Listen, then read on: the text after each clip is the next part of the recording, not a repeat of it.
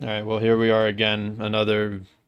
I guess a couple of weeks have gone by since our last thing. I don't know if the plan was to do it weekly or every other week. It's kind of just whenever, I Yeah, guess. play it by ear. Makes it easier that way. Yeah, exactly. But it has been a minute, so the format will be slightly different because, we don't want to go through every goddamn movie we've seen since we've last spoken words in this way to each other. So this time we just limited it to five for the movies. I think everything else is the same though. So we'll see how that goes, I guess. But yeah, Yeah. I'm not a man for intros, Peter. So let's just get into this shit. All Um, right. Would you like to lead us off then? as per usual, one of the movies that I witnessed recently, Peter, is one called They Live. It's one of the They John live. Carpenter's classics. And he's an interesting director Okay. because he's made some really good stuff, but he sort of gives off the vibe that like he doesn't give a shit that much about like the stuff he makes It, sometimes, at least based on what I've hmm heard of people talking about, how he is in interviews or like his commentary, I think on The Thing specifically. He calls it like a piece of shit or something, or like one of the best movies Sure. ever. He's like insulting it. Yes. As like a creator, that's probably not something you should do, but he does it anyways because I guess he can and get He away can with at it or this point. whatever. Yeah. Um, but I watched They Live, which was also by him. You probably have heard of it, or at least I have the indeed, premise is yeah. that like aliens have taken over humans and stuff, and they live amongst us and whatnot, and they're the upper like ruling class, and they are the ones who are succeeding and getting whatever sort of cool jobs, and they have all the money and power, and they control us or whatever. And the main character, I forget the dude who plays him, but he just gets these glasses that lets him see through Mm. all of their shenanigans, and he sees like the weird bug alien features, and all the magazines say stuff like obey, and all like the propaganda. It's just sees right through it, and it's honestly a really fun movie, I'd say, because the main dude, he's like a good sort of looking 80s action dude, but he's also like Hmm. sort of clumsy and awkward sometimes. Like he's Which is cool when he nice to needs to see. be, but he's Yeah. sort of like fumbling around when he needs to be also, and it creates like both like a cool and sort of funny time. Hmm. And specifically, there's this one fist fight scene, which is like it has got to be one of maybe my favorite like just fight scenes in general because it's just this fist fight scene between like two like sort of big sized dudes, and they're just going at it for like so long. Like the scene just goes on and on and on for no reason, and like the reason they're fighting and like they keep on fighting it like makes less and less sense, and it's both like funny and it's just cool.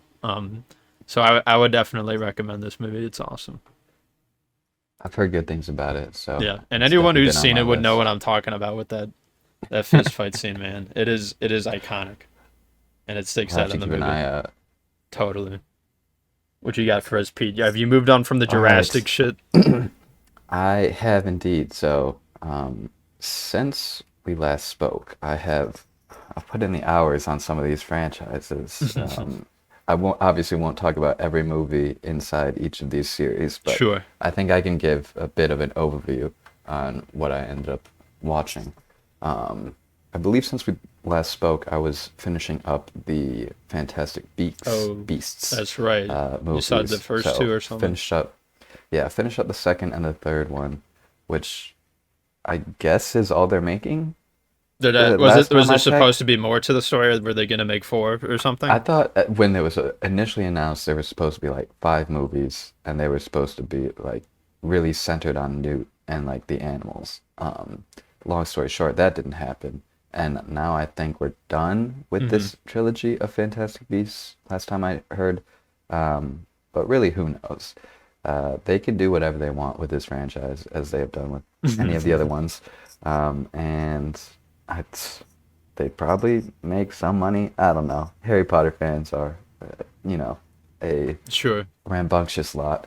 Um, but my thoughts on the movies is about what I said last time, I would say. That's I changed think for you with the I third one. don't know if any of these movies really stood out to me and differentiated themselves enough Yeah. to stand out for me, both negatively or positively.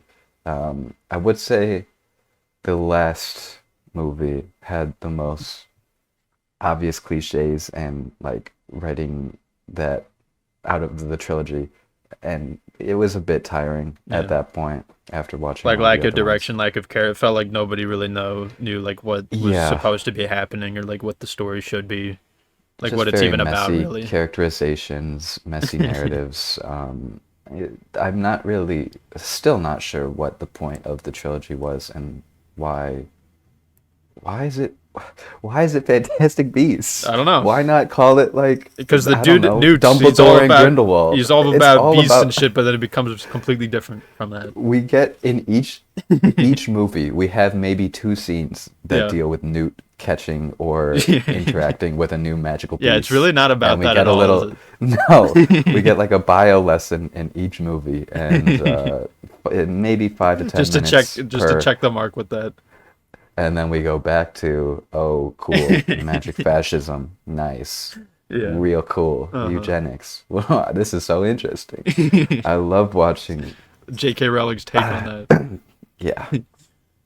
So that's what I started off my week with. I'll throw it back to you if you want to continue. Hell yeah. Um, so yeah, the other movie or another movie that I witnessed somewhat recently is Red Rocket, which you've seen this one, right? Oh yes, I have indeed. Yeah. So you remember What it? it's an interesting one for sure. But you remember last time when we were talking about Flower, that stupid silly movie, Yes, yes. and I I was wondering. Mhm. because there's Continue. I can see where this is going. because specifically like there was the part where I said the worst combination that a straight male writer can create for a female character is that she's both underage and overly sexual. And Yes, there's one of those in this movie, Red very Rocket. much so. But the difference between this movie and Flower is that it's not like promoting this idea. It's sort of glorifying it a little bit in like this weird sort of trashy way, but it's not like promoting it as like this is the life and this is the greatest thing ever. You know what I mean? Like it is weirdly Yes. this character is the greatest thing in this, 30 something year old dude's life, but he lives a very, weird and trashy, it's sort It's of not a sad great life, existence. And it's sort of, to me, it's sort of humorous and sad that the coolest thing for he's sure. got going for him is Hmm. this, girl half his age. And it's honestly like a movie that does sort of walk a fine line uh, in that sort of form. And the Without a the doubt. movie's about other things too. And it's like it's just this dude. He's an ex porn star trying to like Make it make big it big again. again. He's trying to come Yeah. back to the scene, and he sees this girl, and he's like, "Oh, she could help me get back into it." And it's really shitty. The main character sucks. There's not a single good Terrible, character terrible person. in No. this movie, because he has like this neighbor who like pretends to be in the military, and that's shitty. Mm. And like all of his neighbors and like his I guess he's technically still married to the woman, his wife and his mother-in-law. They're real Yeah. shitheads too, and it's just a trashy time in I guess it's Florida or something they're Yeah. at because it's the same dude who did the Florida Project, and he likes to Yes. do a John lot of Baker. yeah, and he likes to do a lot of just showing off the trash side of America. He does. And he makes really It's good stuff something. though. Yeah. It's he's has a very transparent way of directing, Yeah, where he depicts these that one we might say trashy individuals. However, it doesn't feel like he places a ton of judgment or yeah, bias into his movies, and more kind of just films it. no, yeah. It's an honest As depiction. It's not like, oh, look at these terrible people, look how shitty they live, and we're so above yeah, them, or something like that. It's much more honest, and like these are people just like us too, and they have their own, problems and shortcomings and whatnot. it's always Life nice isn't when perfect there, but there are some good things that are happening to them too. And maybe Florida Project highlights those ups and downs a little bit better, but Red Rocket's pretty good also. I agree. So that's why I got for that one. Good choice. I with my next movie I picked, I ended up stepping away from franchises briefly. You had enough. Uh, although not really. I ended up finishing the I don't know what trilogy this would be called, but the X trilogy, I guess, Uh, with Maxine, mm-hmm. that just came Pearl. out, directed by Ty West. Okay. I have now completed all of them. I would say I felt roughly similarly between all of them. Okay. Um, I think Which was there's a what? lot of style in Mm-hmm. each of these movies. However, I don't know if I got much beyond that. There are obviously themes of, you know, female like empowerment and manipulation and misogyny and all of those things with kind of show business, uh, the glorification of beauty and all that. However, I feel like these movies really only scratch the surface and bring them up as like a ooh, this is a horror movie, but we're We're trying doing to send a something different message. here. Yeah, exactly. This is A24, all right. We're doing Okay. something different. Yeah, sure. I just don't feel like any of the questions or problems they brought up were explored in any meaningful capacity. Mm-hmm. It was much more about the style of the movie and shots, which I'll give them that. It's a pretty nice. They're all nice movies to look at. Maxine has some great shots, but man, is the storytelling just uh, incredibly messy. The I would say the last third of the movie kind of comes out of nowhere, which is a decent chunk of the movie to just have kind of disconnected from the rest of the film. Mm-hmm. There are elements that should have been fleshed out regarding characters. Honestly, I know it's been said many times at this point since the movie's come out, but the main character of Maxine is pretty uninteresting. She doesn't have much going on. She kind of just floats through LA, and I guess people around her have, things going on that are more important to the story than whatever she's going through, which is a little unfortunate. Um, so I would say overall it was an interesting kind of directorial excursion from Ty West to have these three kind of really pop off within the last couple Mm-hmm. years. Um, I probably check out whatever he has in the future, although I don't know if we'll have super high expectations. Yeah. Because I've seen the first one, I Hmm. guess, in this trilogy thing, X, and then it goes Pearl and Yes. then Maxine, right? Yeah, yeah. Two of them were released in the same year, which is interesting. I don't know if that says anything about it. Um, but yeah, I remember thinking the first one was okay. It had like Yeah, some sort of good or decent things going on, but it didn't like, yeah, it didn't like stick out enough. I felt like, yeah. They feel very kind of almost montagey, not really, but they're obviously giving a lot of homages, especially in the first one, to a uh-huh. ton of like fake slasher movies, like famous horror movies that kind of stood out to Ty West and the crew, I assume. Yeah, totally. Um, Because it's what it's but 79 is when the first one's taking place, so that's I don't know. It did get off some like Texas yeah, Chainsaw, for I guess, sure. type shit, but that one's And like awesome.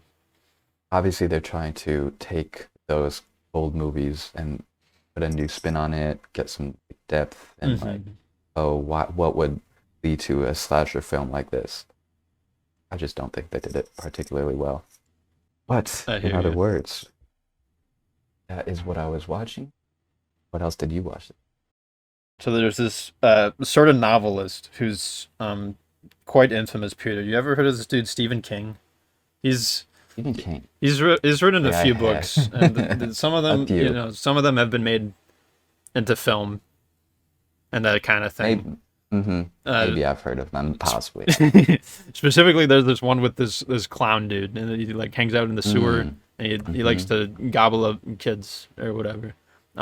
So I saw the first It movie from not like the first. I mean, Yes, it's but the technically the the first new film one. because the 19 whatever 70 or 80s version was like a miniseries or something. True, So it's not. that's I true. don't know if it's a film, if you could call it Mm. that, but uh, whatever. This one was from what like 2016 or something around that shit. 17, I guess. And I was sort of feeling very hesitant to watch this movie. It had always been on my watch list. Same. Horror movies don't usually get to me anymore. Like I've sort of what's the word? I've been desensitized to them.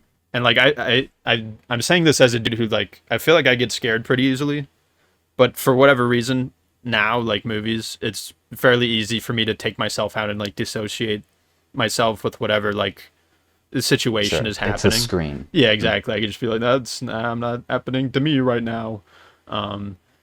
And I remember feeling somewhat scared, like just based on the idea of it, because like even if you haven't seen it or have read it, you know what it is. It's this clown dude who gobbles up kids and he hangs out in the sewer or whatever. And I would walk home at night from like my friend's house or whatever. And this was before I had wireless earbuds, so it's just myself in the fucking middle of the night and silence, and it's silence, and then the running water when you walk past those like little things. So I would get scared sometimes, and just the idea of like, well, what if a dude popped up and I saw a face, even if I'm on the other side of the block? It's sort of a creepy image to be in your head. So I was honestly sort of dreading watching this, but I just decided one weekend, get it done in the morning when the sun's out, and hopefully by the time night comes, I'm just over it already.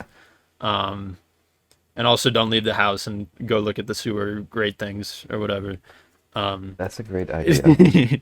So I do watch this movie, and it's totally fine. Like I'm not scared one bit by like any part of it really. Like at first, like, because obviously the intro scene is like, I guess I could spoil it. Tell you, there's a kid dies, the kid gets eaten by the clown dude. I think everybody knows that, because that's sort of the setup and the premise of it. And I was sort of like leaning back from my screen as it was happening in case it was that bad. And I don't know, maybe it is fairly scary, but it didn't really get to me. And this movie overall, I thought was just kind of fine. It does something that maybe not a whole lot of movies do, and it gives the kids the chance to say the F-bomb and stuff like that. And that is stuff that kids say, and they don't often say in films, because usually stuff marketed towards them they're not gonna be able to say stuff like that for the sake of the ratings or whatever. And obviously I don't think this is necessarily marketed to the kids who appear in this film, their age group. I'm sure maybe some of them snuck in to the theater. I don't know if it was rated R. It probably was. It features a child getting eaten by a clown. That's probably R material, right? Lots of blood, but to be honest, the most terrible thing that would earn it an R rating is those F-bombs, they throw out more than 2, so immediate R. Or that ending in the book or whatever, like the ending of part 1 in the book, which they did not reenact in the movie, if you could believe it or not. Which, have you read the book? Or have you I have missed not, over but it? I know the scene of which I think everybody knows. I'm not going to say it. Yeah. But yeah, so it's an okay little thing. I've yet to see part 2. Maybe in a however many like weeks or months from now, I'll check it out. And I imagine that one is worse than this because it's longer. And I mean, I don't know. This one was just okay though, I'd say. I would agree. I enjoyed the characterization with all of the crew. They each have their little gimmicks, for the most part, I guess. Yeah. And I think it's done pretty well for a horror movie. Obviously, I agree it wasn't incredibly scary. They definitely do rely on the jump scares, but I feel like it's a product of the time, which is a little unfortunate. However, I thought it was engaging enough story to it's very watchable. Yeah. Oh, definitely. So, and it could appeal to a wide crowd, and probably all the people who have been interested in it have already probably seen it. It's by this point 7 years old. Oh God, 2017 is 7 years ago, man. What's happening? Years ago. That's fucked up, bro. Who did that? That's awful. So yeah, it's okay. is my verdict on it. So what you got next, Pete? I went back to the slums. I Oh went back to no. the franchise Oh films. no. The two So trillion I dollar will, movies. yeah, for my next three films, I will kind of address them as franchises Okay. because I have gone through three of them. First on the list, I finished up the Terminator series. Okay. I watched all of those movies, Hmm. starting from Terminator 3, because I had watched the first two, Yep. James Cameron. We watched You know, did we watch the uh, first two together on separate yeah, occasions? I believe so. Those ones are good. And those were fun. Those were unique and interesting. It was nice to have the first episode, or the first movie, I should say, Hmm. deal with something that the second one subverted, Yeah. fun and interesting way. It reminds me of the Alien ones. I mean, because first of all, Yes. you got James Cameron on both of those franchises, Yeah. but then also it's like an interpretation or a version of one person. Or well, were both the first two by James Cameron actually? Of the Terminators, I Yeah. believe so. Okay. Then I don't know what I'm saying. Yeah, he likes to subvert things, his sequels, to some extent. Perhaps Like not Avatar 2. much in Avatar They're in 2. water Yeah, now. yeah, very so subverted. Um, However, as the franchise of Terminators chugged along, I don't think they really kept up with that ingenuity and Hmm. creativity. Yeah. Especially considering that Terminator 3 essentially is just another version of Terminator 2. Um, it felt incredibly similar. Um, Was it just like another dude, except, except he's even stronger now? He's made of even yeah, this stronger was the material. girl Terminator, Okay. so it was essentially the same as the Terminator from the second one with Hmm. like the liquid metal and whatever. However, this one was a girl. Cool. And so that's what made it different. Because the rest of the story beat is exactly the same. Okay. I will give it that some of the action set pieces are pretty insane. Um, I can imagine the amount of work that went into some of these like massive destructible sequences. Um, and it is a pretty watchable movie. It's very much like early 2000s action movie. Um, but I don't think it was quite as bad as some of the following movies to come. I remember seeing trailers for these Oh, movies, really? which is like Terminator Salvation, Genesis, Dark Fate, whenever they were coming out. When was the And last one made? Like 2018 or 19 or something? 2019, Okay. yeah, that was Dark Fate. And I will say that none of them, of these, like the new trilogy, I guess I would call them. I don't know. It's weird. None of them are really related, but they all are because of, time Yeah. travel things. I don't know. They mess with the canon or whatever shit. Like I don't really care. I just want the movie to be I good, really and none of don't them care. are. Yeah, exactly. None of them, unfortunately, spoiler alert, are any good. I would say that surprisingly, I thought the Terminator Genesis was the most watchable for me, even though they go off the deep end with that's the one with Amelia Clark and Oh, okay. um, old Arnold Schwarzenegger. Why is Yeah. he in every single movie? You gotta Why, have like him, dude. They can't you have have the to. It's movie's the nothing without him. 2000. But wasn't Oh my he God. wasn't in Salvation or something? Was he not in Oh, that? you're right. I guess he wasn't. That Terminator Salvation is very. It was a strange one to watch. It feels very removed from the rest of them. Totally. Feels like a Transformers movie. Just with like Is that the better or worse? color Probably grade. worse. Yeah, just about the same. I can't really Yeah. differentiate them. They got robots that are attacking humans, Yep. and you got the army going up against them. 'Cause, yeah, hell yeah. Unfortunately, I think that the franchise suffers the same problem as the Jurassic Park ones did, where every single movie tells the same damn Yeah. story. They have never evolved upon the base that James Cameron brought to the table, where every single time you know, oh Sure. no, Skynet, it's back, and we have to stop them by going back in time, or maybe not going back in time. Maybe they're coming back to our time and they're trying to kill me because Skynet. Oh no, Yeah. or maybe it's Genesis. I don't know, or maybe it's Whatever whatever other else word it was they called. I can't rename the even same remember. thing. But it's like, why, if we have these IPs, are we telling the same story with them? I Yeah. understand that that's how you make the money because that's the only way you can guarantee funding. But man, does it make it It's grating to safe. watch these movies? Yeah, it's the safe bet. But holy shit, if I have to watch another Terminator movie eventually And they down do the the same line, thing and again. there is a random person who is being targeted by a terrible evil robot corporation from the future, I'm gonna lose my mind. I'm gonna lose my mind. If I have to watch another You need to Jurassic jump Park out the movie, movie theater and window. there are people who are trying to make a place for dinosaurs and are, trying to And then take they over the break world out, and with, then they have it was like, man, come on, I've watched this movie 5 times, 10 times.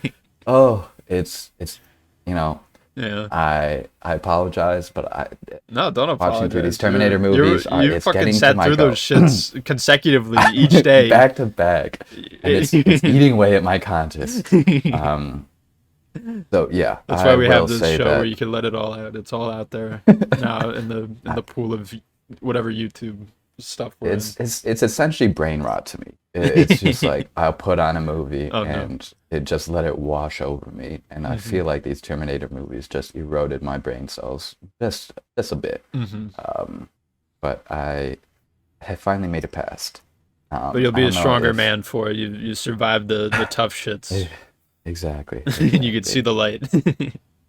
How was it going on your end of watching, though? I assume you didn't have to do anything quite as bad as Well, what I was going That's through. the good thing about, since it's been so long, I can sort of pick and choose. Well, last time it Yes. was a good mix of like the good and the bad, but right now I'm mostly talking about the good I have. I'd say 3 out of the 5 here That's good. are like good. The It is more in the middle, and then this next one is also more in the middle. It's called River's Edge, and I forget who made this. I have to look it up. But I don't remember how it got into my watch list. I think I just went through Keanu Reeves's shits, and it somehow got here. Because the director hasn't really made shit else, so I assume it's through that man. And this is about like these group of high school kids in the 80s, and one of them just like kills his girlfriend for no reason, and then the friend group is sort of like split on like, do we help him or do we like turn him in or do we do nothing? And they sort of do nothing for most of it. And Keanu Reeves is in it, and he's sort of like the I guess the more good or like the more moral dude. I was looking for that word moral, where he's like, we got to turn them in or some shit.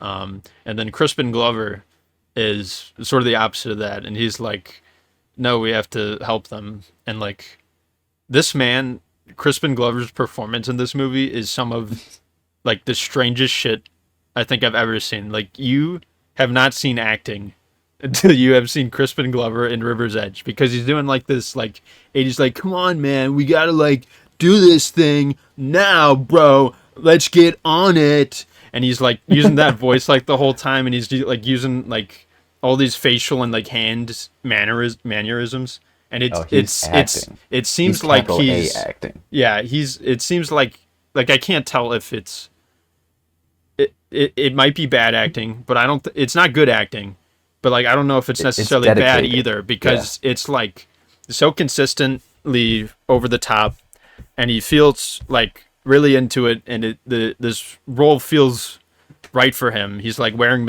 mascara in like certain scenes or some shit, and like I don't know, it's just a weird over the top thing, and it's definitely the thing that sticks out most in my mind. You also got Most memorable. you also got Dennis Hopper as like this dude with like only one working leg, and he's got like the sex doll girlfriend thing, and he like sort of forms this connection with the dude who killed his girlfriend, because he also killed this girl when he was younger also, and he like gives the kids weed, and he like it's like hiding him when he was like the cops were looking all over for him, and it's just a weird movie, kind of. It sounds like it. I Yeah. wouldn't call it good, but it certainly is a time. It was more entertaining and more unique than it. I'd say it maybe appeals to a more narrow audience. And it's just a weird, sort of interesting time. And I would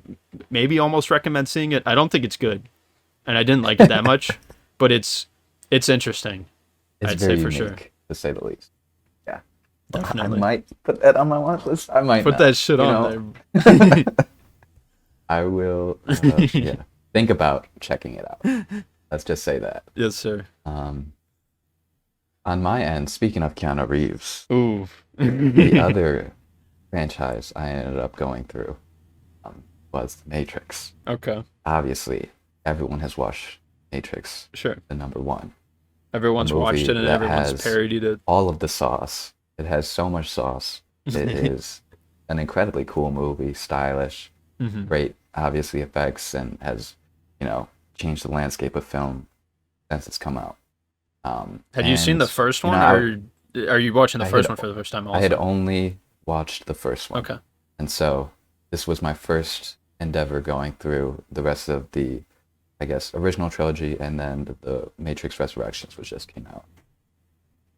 And I will say, I had heard many things about the original trilogy, Hmm. how, it really fell off after the first one and it got super jank and weird.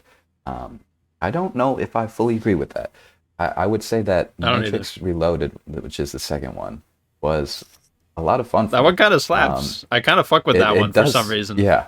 I liked it a decent amount, enough to give it like a 7. Yeah, same. I think. Where I think the you kind of got more of the world building, obviously, with Zion and the world outside of the Matrix. As with the first film, it was mostly dealing with the actual like living in the program and trying to break out. Hmm. But throughout all of these films, um, the Wachowskis have some interesting things to kind of say and try and depict. I think they also struggle with the problem of having grander ideas than Yeah. they can perhaps realize through their direction. Not to say that their directing is terrible, but it gets a little convoluted in the later movies. Hmm. However, with the second one, I think they kept it in the sweet spot, where they had some cool world, cool characters doing cool shit. Some good And action scenes in that one. great, yeah, a little jank with some of the CGI, but besides the 100 Mr. Smith fight, I think the highway fight I and actually liked that one from what I remember. it, It probably I was did enjoy CGI it. madness, I, but I, I I liked enjoyed that it one. without a doubt. But it does look like a video game. Yeah, I was about to cutscene say like some extent. 2006 like video game graphics like Kingdom Yeah, Hearts yeah. 10 or Final Fantasy 10 or some shit. Yes. Yeah, I will say that after the second movie, I think they became a little more messy and perhaps not as well realized as films could be. Hmm. With the final movie of the original trilogy, Resurrections, being a pretty middle of the road movie, I would say. I think it was a little boring to some extent. Like I don't know. I I agree. think it still has the style of the Matrix and everything, but the conflict that was going down, with like the world split between Zion and Neo, kind of trying to, just did his own thing with Trinity and was honestly out of the movie for a decent amount, which I wasn't expecting. Hmm. But I think it was a little convoluted with the themes that they were trying to get across.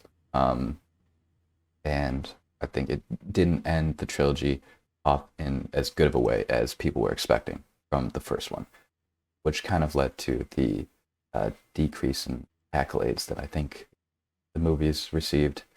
However, the Wachowskis came back just a few years ago, I think 2021, and finished up Oh yeah. another film in the series, which is a very strange one. What was Have you that one watched called? Was that Revolutions? Resurrections? Okay, Resurrections. Yeah. Yeah.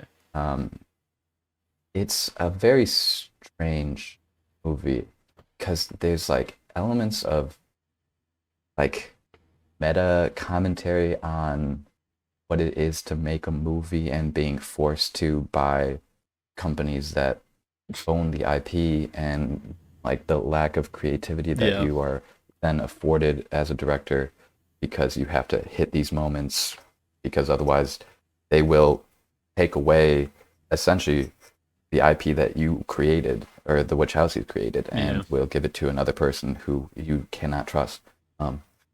Which was an interesting kind of angle to take. The first half of the movie was really strange and like almost trippy, and like almost another. It felt very much like paying homage to the first movie and trying to like bend it and twist it into um, what they are going through now with Warner Brothers and the IP problems and being forced to make a movie. Um, However, I think it it suffered from a lot of the same problems as the third one, where the story and the questions and the themes that it's trying to delve into um, kind of got lost in the plot of Hmm. um, fulfilling all of the action set pieces that need to happen. And speaking Right. of those, I would say the action is much less legible and not as good, not nearly as good as it should have been. Hmm. Considering how influential the first few films were on, action choreography, the love of kung fu and martial arts, and just like really demonstrating a great love of martial arts film and filming it a way that kind of expanded that to a huge new audience. Unfortunately, this fourth movie just lacked a lot of the sauce in those fight scenes. There's way too many close cuts and like uh, lack of full angles to kind of demonstrate the action, which I definitely missed in this recent movie. However, I don't know if it was necessarily a bad movie. I enjoyed my time watching, especially the first half. Okay. It was something I was not really expecting. It was definitely different, from the It was ones that very came before different. it. Yeah, I do think that overall, though, it wasn't a great Yeah. movie to take place, and I'm kind of disappointed they were forced to. But if you're being forced into a position, um, there were worse ways of going about it. I respect the Wachowskis for what they did. For sure. And I mean the those last two were kind of long also, right? Or at least the fourth one Yeah, was. It was like two yeah, and a they half definitely got hours. longer. Yeah, they sort of collapse on themselves with like trying to do a whole lot, Too but like much. not Yeah. necessarily resolving all the shits in the the best way possible. But it's hard to even do that. Mm-hmm. So yeah, It really is. a weird, unfortunate situation with the I guess the fourth one there. Mm-hmm. Um, but if that's all you have to say about that, Peter, then allow me to move on to my fifth and final film that I'll be talking about on my end.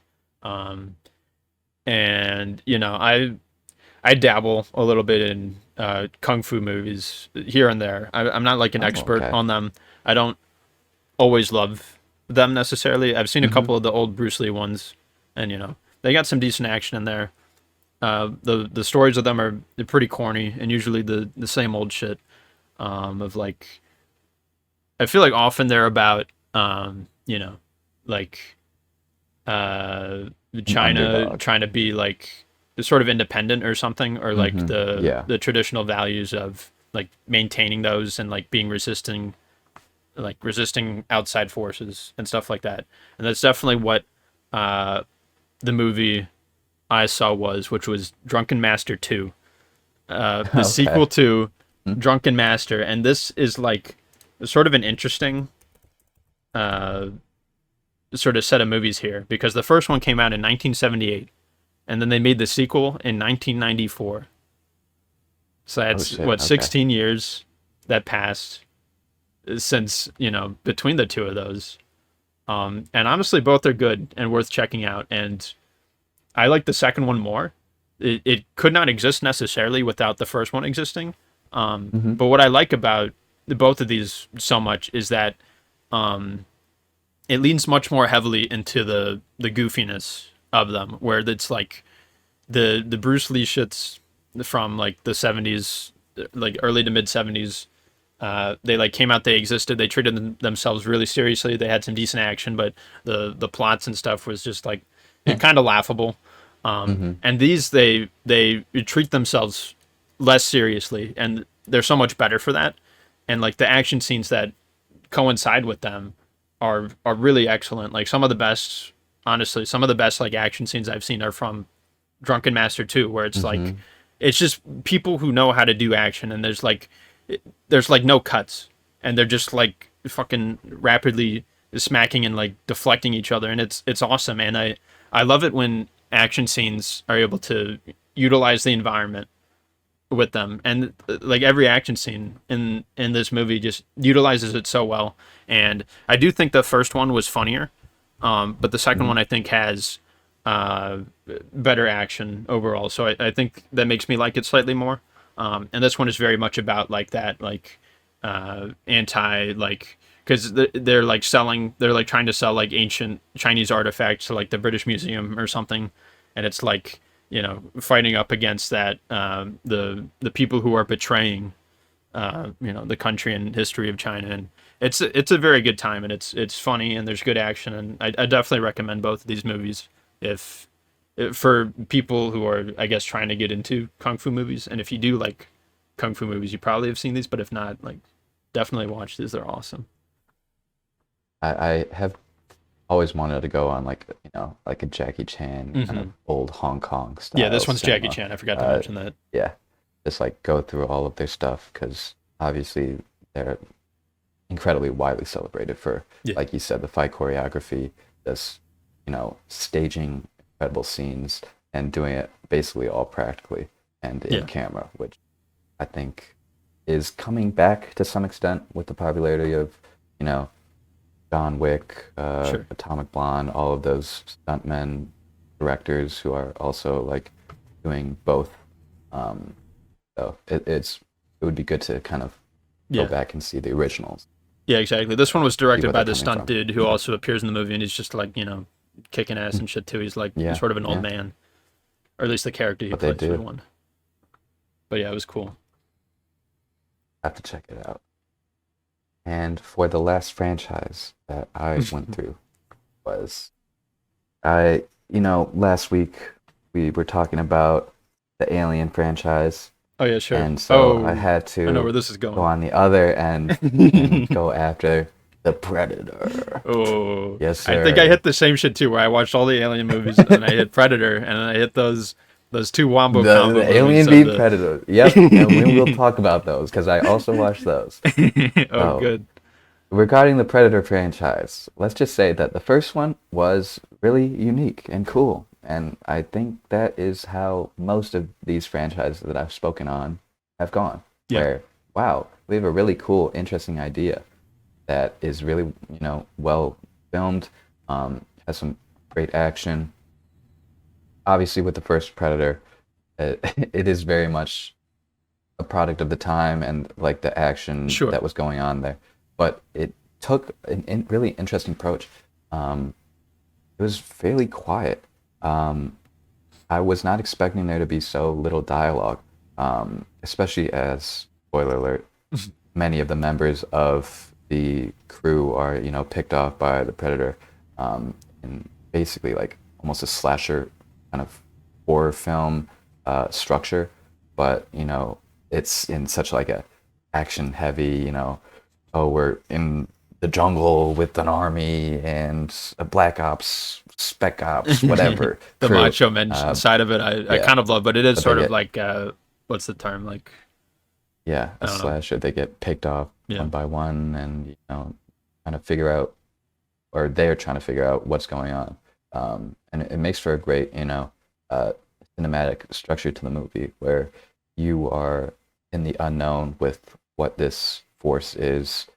You get to see the alien's perspective, hmm, which I thought was really cool. yeah, yeah. It's just kind of a floating, camera with like weird The infrared. infrared kind of vision, and they're obviously not speaking English, but you get to kind of see their perspective every so often. and it leads to a nice sense of tension and unease. Um, and as the movie goes on, essentially it's just Schwarzenegger who's left eventually, and from then on, there's like no dialogue.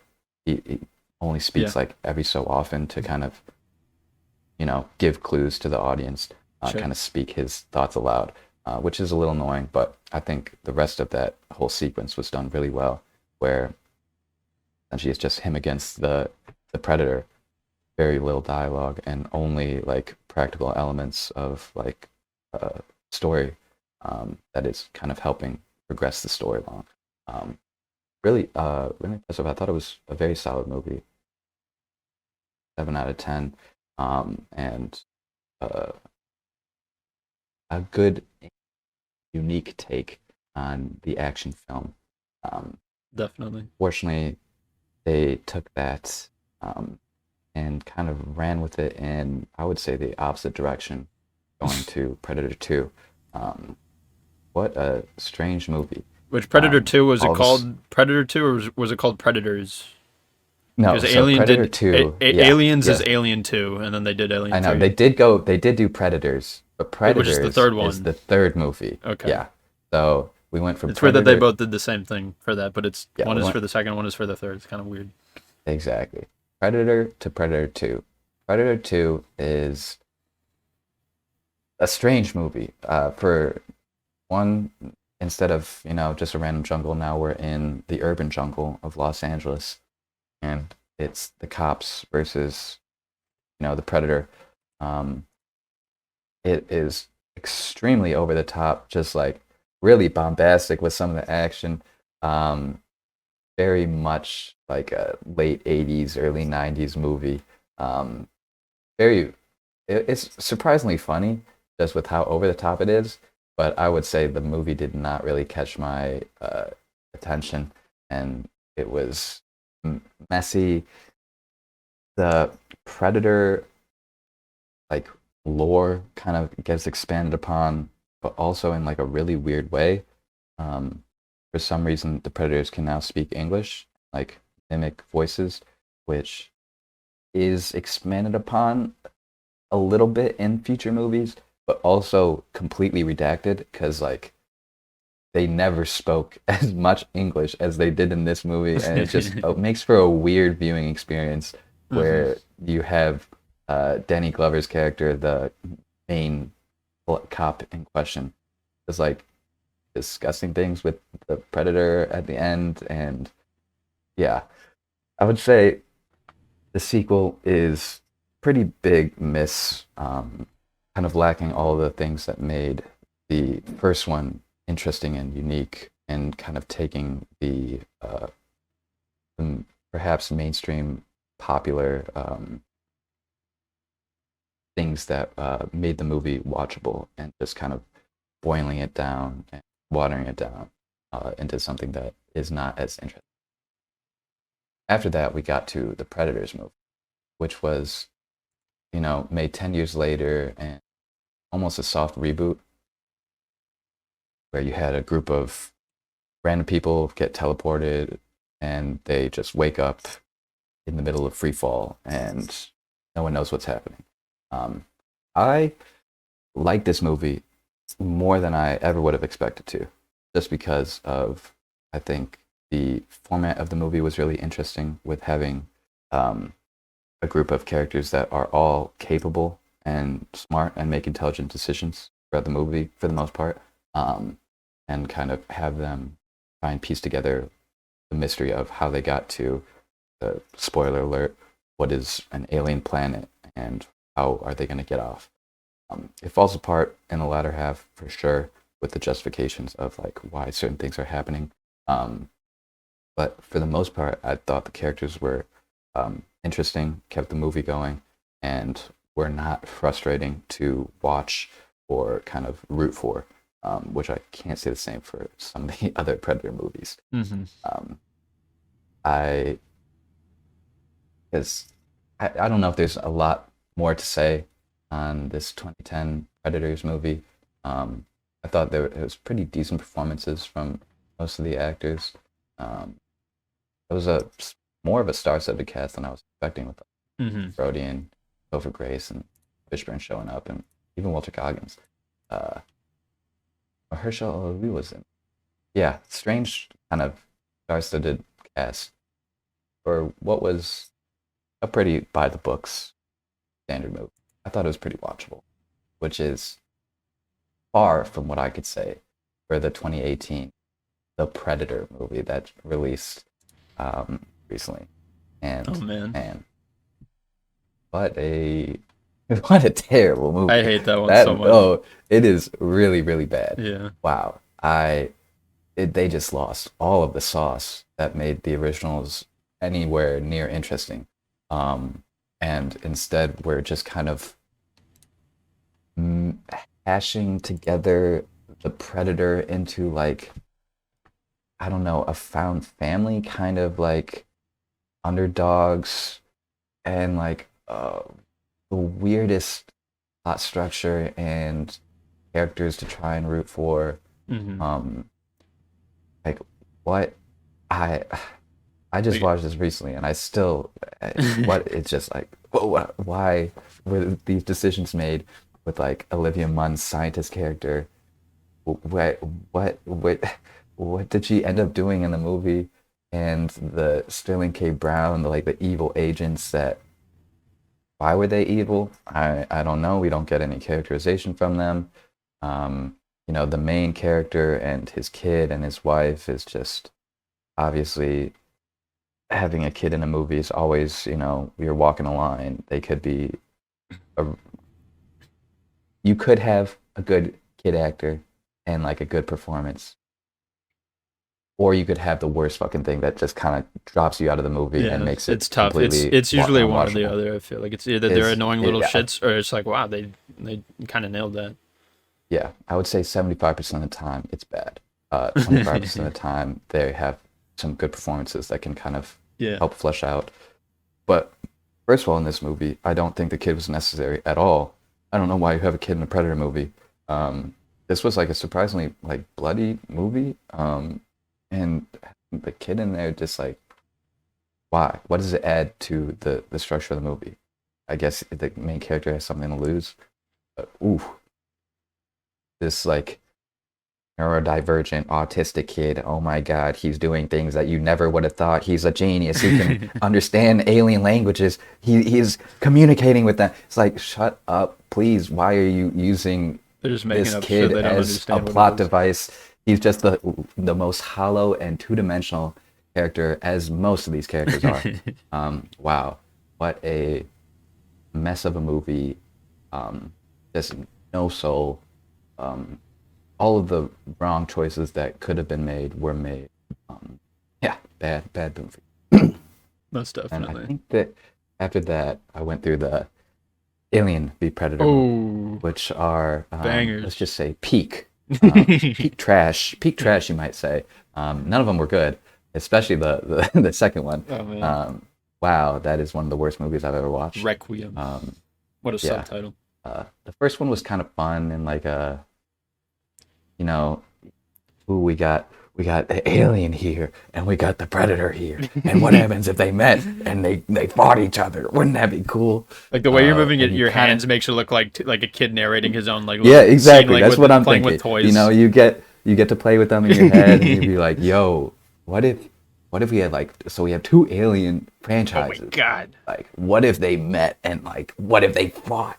Come on, isn't that so cool? And it is not cool. Um, I would say that the world building is somewhat interesting in the first one. Really? Okay. It's I like just don't remember anything from either of them, really. you don't have, yeah, it's like you have very like broad kind of overarching questions that are kind of laid out. Okay. There's that like I don't know, archaeologist character that kind of follows along as like a plot device who's kind of expanding upon the lore of like, I don't know why he can all of a sudden read alien hieroglyphics. He's never seen anything ever similar at all, Hmm. but he can do all of that. And he kind of makes it towards the end of the film just so he can, um, expand upon the plot I see. in the necessary ways. But beyond that, bad characters, bad writing, bad action, everything's Mm-hmm. super dark. Which, you know, they took that and just ran rampant with it in the second one, Requiem. That movie, I could not see a single thing. The I don't even know what the alien design was or the predator design was because half the time they are in the deepest, darkest shadow and you Uh-huh. cannot see what's going on. Um, the characters are some of the flattest, most hollow. It's like, okay, we were just talking about that with the Predator movie, and with Predator, Alien versus Predator, Requiem, whatever it was, it's even worse. This Yeah. is honestly up there with like that Transformers one with Mark Wahlberg, with like some of the worst Yo. movie making I've ever seen. The the performances are just not there. I don't think any of the characters really cared about what they were in, or any of the actors really cared about what they were in. Right. The actual story is just the strangest thing. It's like, obviously, I don't even care about the wider lore implications that these movies have with, okay, now there's just aliens on Earth. And when is this taking place? The whole thing about Alien was it happened in like an alternate future, right? Like they're in space, they Sure. are like contacting a derelict spaceship or whatever. So that was like the first time they met an alien, right? Or a xenomorph. Yeah, I So don't know if the why studio are these executives were Alien vs Predator considering that. movies Well, just taking place in like, I don't know, 2000? Like where why are they on Earth now? yeah. Yeah. But that's just like something that is like in the back of your mind because when you're watching this movie, you are wishing you were doing anything else. And there is no sauce. It is honestly hard Damn. to watch just Yeah. because of how dark it is. The sound designs, like whatever. The only good thing I will say that Alien vs Predator Requiem, the second Alien vs Predator film, had was it was like surprisingly like gory and like they didn't like really pull any punches with like they just like killed kids. They had like a chest burster burst out of like a child actor. I'm like, oh shit, I forgot they could do that. Like you don't really see films, you know, having graphic Sure. like Unless that's the whole child point of them, deaths. like it, Yeah, like that's what it's it's like, marketed oh, as. it's super edgy. Yeah, it's like, whoa, aliens are evil and the predators are evil, but like, what if they were both in one movie and they did a bunch of like brutal things? Yeah, terrible movies. I'm I'm losing my will to continue these franchises, but You've gone through most of the super long and I guess it's sort of bad of it, where it's like there's they start always off more. high and then they dip quite a bit after There's this just first or always second one. more. Like I will just be like, oh yeah, I haven't watched that yet. I need to watch all of those. Oh no. It's gonna be. There's still more franchises for me to plug through. Yeah. I think I'm trying to catch up on all the Marvel movies now, Oh, okay. which has been a while since I've caught up with those. Yeah, I haven't seen some of the more recent ones, and especially the TV shows. I've been not sleeping on those because I don't really care. I've just been choosing Exactly. not I've to been ignoring witness them. them. You know, Yeah, just like exactly. not thinking about Like I them. could check out the movies because that's easy enough. Because they're it's at most 2.5 hours. With those ones can be kind of long, but Yeah. it's still less of an investment. All right. That brings me to the end of my movie watching. Which for brings the two this of us last to the episode. end of our movie section, and onwards to the TV shows. Which how many have you seen since last time? Because I got 3. 0? I got 0. Oh, Not, okay. So have I'm not been taking over watching this any entire shows. section right here. All right. Oh So yeah. I forget what I talked about last time, but last time we spoke, I technically was watching these, but within like the last like week interval, I wasn't touching them, because these are the some seasonal anime shows that aired what in the season of 2024, the summer, Mm-hmm. and I liked one of these, the other two. Not so much, and they were also the top 3 most popular of the season, also, which I don't know if Okay. that means anything or what. 2 of them were season 2s of existing first seasons, and one of them was just a brand new thing. So I'll go on them in order here of I think when I started watching them. So the first one, and you might have heard of this one. It's called, or at least the English title is called Alia Sometimes Hides Her Feelings in Russian. Yes. Um, I have heard about this yeah, series. it was the most popular one of the season, and it's the term I use for it is waifu bait. I don't know if that's an actual term, but it's like I think it is. I yeah, think people who have watched anime I don't know if I made that understand up what that means. or that just existed in my subconscious mind, but it's one of those where it tries to like show off this whoa, this fictional woman, isn't she so attractive and awesome, and you want to bang her Kawaii. and it, like in your head and stuff like that, and you wish she was real. Well, consume this thing and just pretend that she is or something like that. It's one of those, and it's very annoying. I feel like I've watched this exact show like 10 different times where it's in high school. It's this normal ass male protagonist with the same haircut that they have in all of them. And this just the hottest girl in the school or whatever likes him for no good reason, really.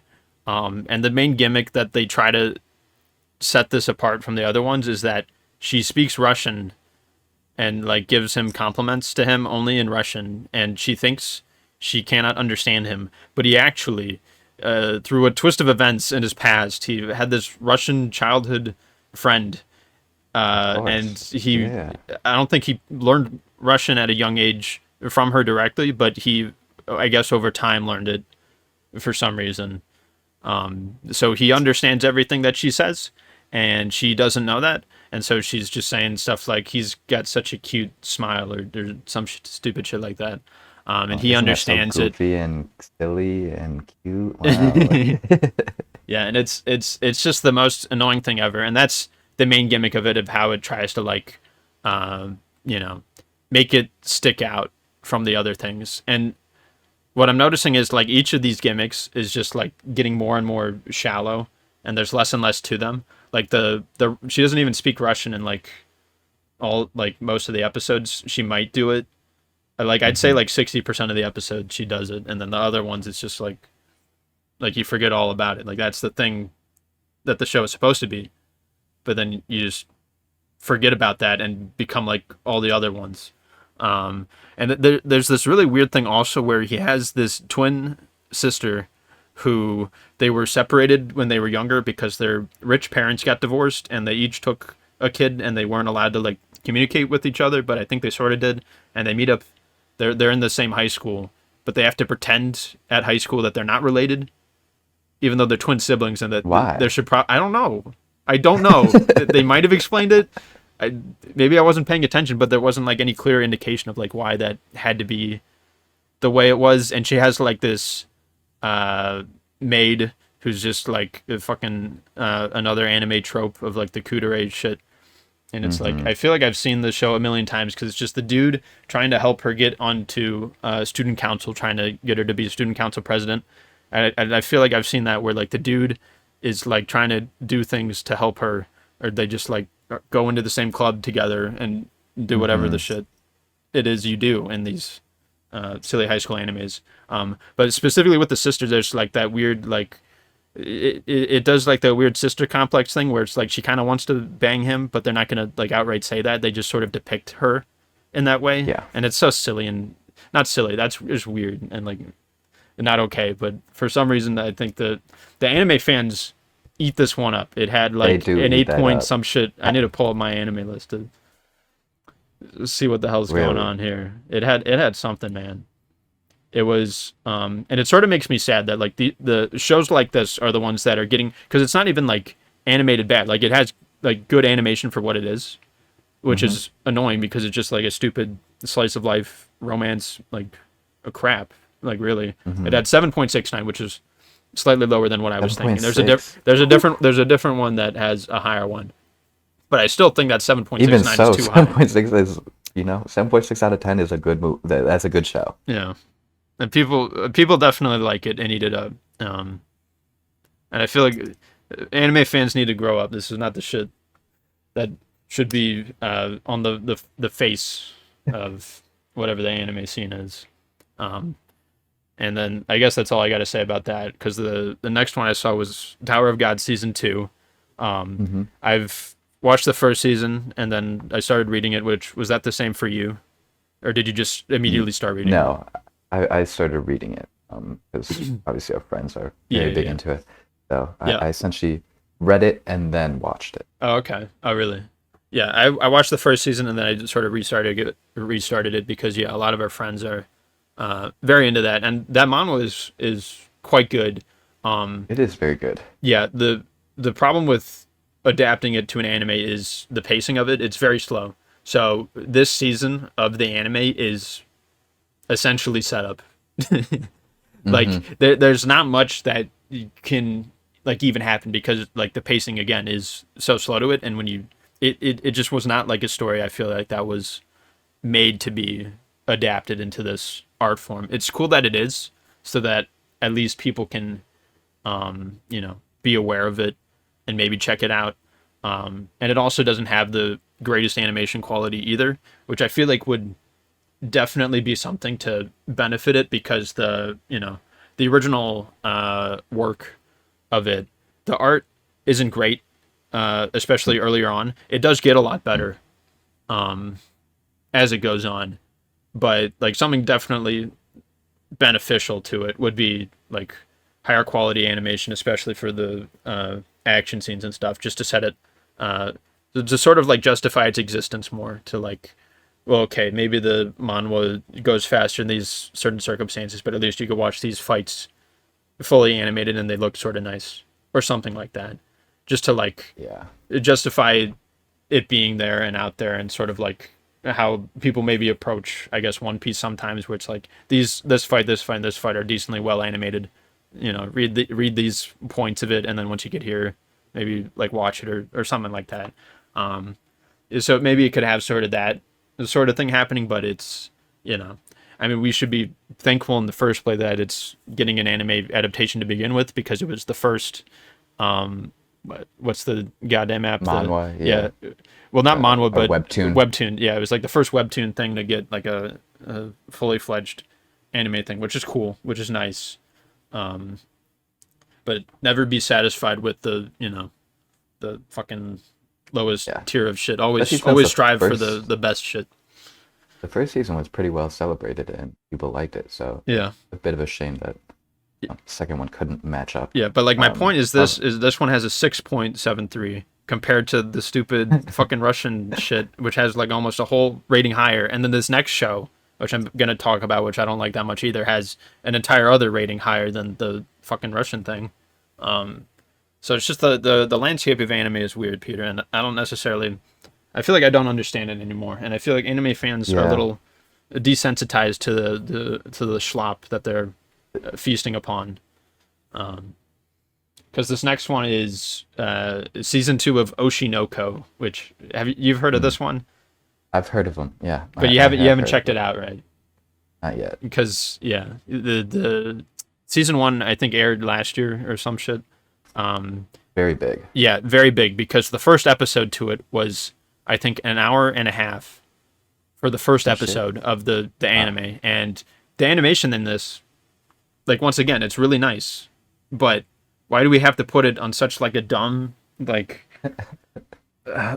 story? So there's like, anime loves its reincarnation, specifically putting the character loser in our world, putting them in a fantasy one.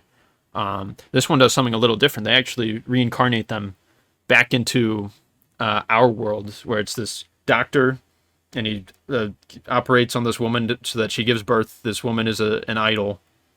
I'm just going to summarize the first episode so that the audience knows the premise, because it's a very important premise that I really need to highlight, because the show maybe does a thing or two with it. And so he helps the idol, who he's a fan of, by the way. He like operates on her or whatever.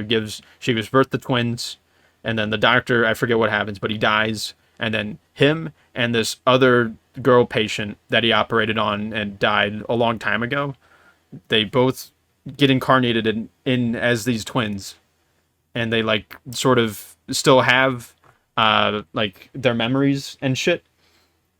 And it's one of those. There's so much you could do with a story where a character is reincarnated, where they're given a second chance, where they're able to use all of their knowledge and life skills, or like really whatever, and like utilize them for like a second chance. And like the dude in this, he does sort of seem like a dude who's on like New Game Plus, like the way he's interacting with people.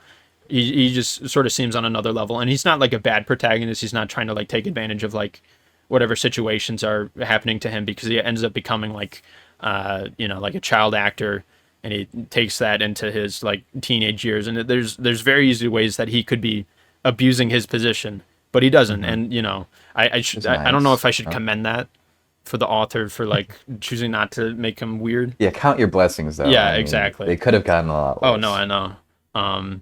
And so there's that and stuff. And so the main premise of the show, of what it's supposed to be, is the idol that he idolized, who became his mother.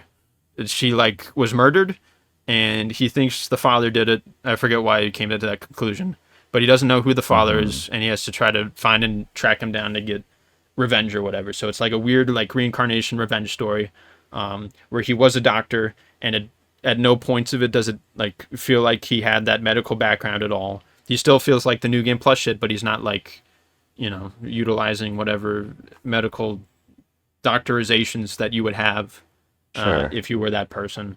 And the show isn't really about that, surprisingly. It's the setup, the premise is sort of just left to the sidelines. And the main story is just his sister is now a VTuber or whatever the shit. She's like an idol influencer thing. And it's just about the entertainment industry. And this season was about them doing like this play, the thing. And it was about how the original author gets involved and sort of halts progress because they want things one way. And then the screenwriter sort of adapting the play wants things another way. And then everyone has to sort of suffer and get pushed back and stuff because of it. And there are interesting things that happen because of that, but it's like, just give me the fucking story that you were showing off in the first place. Don't do all this other bullshit.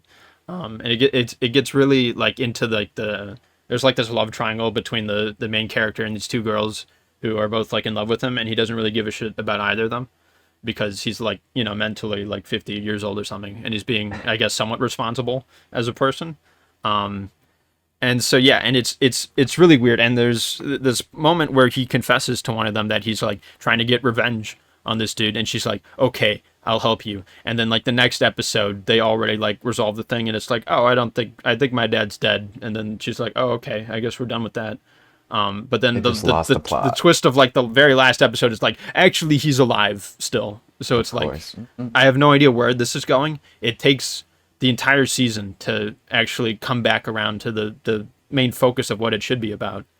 But we get all this other stuff between, and it feels like two shows within one, where one is about the entertainment industry and all the things that go into that, and then one is about this, reincarnation revenge plot. And I think both of those could be interesting maybe on their own, but when you mix it together, there's just so much of a mess, and it's like, it's weird because it's like so well animated also, and like the openings are for both season 1 and 2 are pretty good also. And it's just a show that bugs me. It's like, why are we putting all the budget in the stupid shit like this? Overrated. I don't know. It is overrated, I'd say. And the terms overrated, underrated get thrown quite a lot. It's thrown around quite a lot in these, in these days.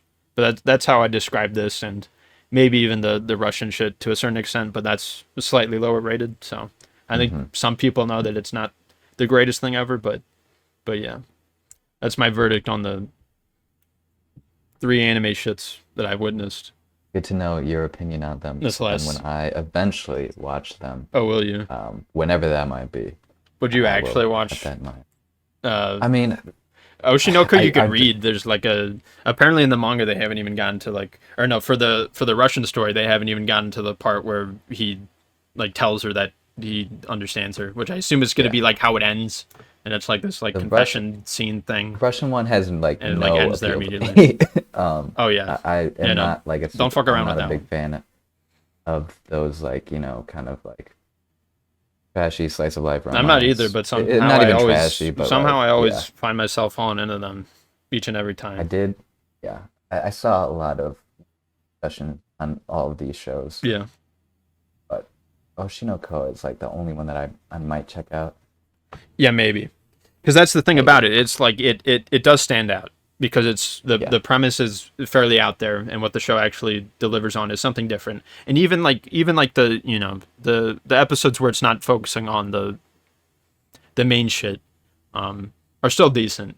Like the characters are not bad in any way for most of them. There are some sort of silly things that happen, especially in season 2 with I don't know. I guess the trashier aspect of them. But like overall, I don't think it's a bad show. I think it's okay, is what I would sum it up as. And then Just the wish it the, were the better. Russian thing is like a step below that, where it's still not the worst thing ever, but I don't think it's good. You know. Hmm. But that's all I got for that. Right. That is the end of all the shows that Ooh, we've watched because I obviously have not, done my due you've been diligence. slacking, but I'm sure I've you've been going off in some of these other categories here. Um, yes, video game. ooh, There have been a lot that have been coming out this year, and I've kind of dipped my toe back into, recent game releases, as I've started to get into the God of War ooh. games. Oh, really? I just finished up the 2018 one, uh, and now I'm playing through Ragnarok, Oh, wow. God of War Ragnarok. Obviously, everyone loves both of these games, and for good reason. I think it's all been said, but it's just extremely good, cinematics, motion caps, and great Hmm. acting. Um, a pretty solid story, to keep you rooted through. Um, I think, honestly, in my opinion, for the God of War 2018, the story somewhat clashes with the game design and the quest design, where a lot of the time you're kind of being sent on fetch quests, doing random errands around the world, Midgard, and the realms and whatever. The main story has And you essentially doing fetch quests yeah, as the world is ending or for something. like it's not so. What is nice about the first one is essentially it's just a journey between Kratos and, spoiler alert, his kid, Yeah, yeah, yeah. trying to. I feel like everyone's Yeah, knows the most story people of these probably ones know. at this point. But it's essentially just the story of him and his kid trying to make it to the tallest mountain in all of the realms of um, the world tree, scatter his wife's ashes, Hmm. and you know, for various narrative reasons, the journey there is very difficult and hard, and they're trying to avoid the Asgardian gods, the other Norse gods, because gods are bad, obviously. Um, so the narrative reasons for the story to keep taking place are there. However, the quest design is a bit, obtuse with, oh, you can't go here because you don't have this yet. So you have to go here to pick up this. And then once you have this, you have to go Mm. back here. And then when you continue along the way, oh, there's one more thing that you're missing. You have to go actually back to this one. So is And it then you sort have of to get open that and from here. like is like you could go in any sort of direction, but you go in one direction and it's like it like halts you? Is that what you mean? Or it just like Yeah. through the main Um, story it does that? it just as the main story progresses, Oh, you're going okay. to be going through that. So Sure. there are, it's an open world to some extent. Hmm. The different realms are kind of split up. And some of the realms are, relegated to more like arena-based things or like, smaller kind of um, game game aspects that are kind of split off into the different realms. But for the main realm of Midgard, the level design is great. The lake of I think the Nine is really cool, and you get like levels to exploration, Hmm. almost in like obviously kind of reminiscent of the original God of War games, where you unlock things as you progress through the story that will let you explore more, in like a Metroidvania kind of structure, where oh, you can't burn through this bramble because you don't have a fire thing, and oh, lo and behold, later in the story you pick up fire blades, and so then you can go back and explore more of the game. I would say the combat is good. I know a lot of people love the combat. I think it's a little clunky and jank to some extent, but I think it's done really well, and I think it is an impressive step from what the original God of War trilogy plus Ascension was. Have you played those old ones also?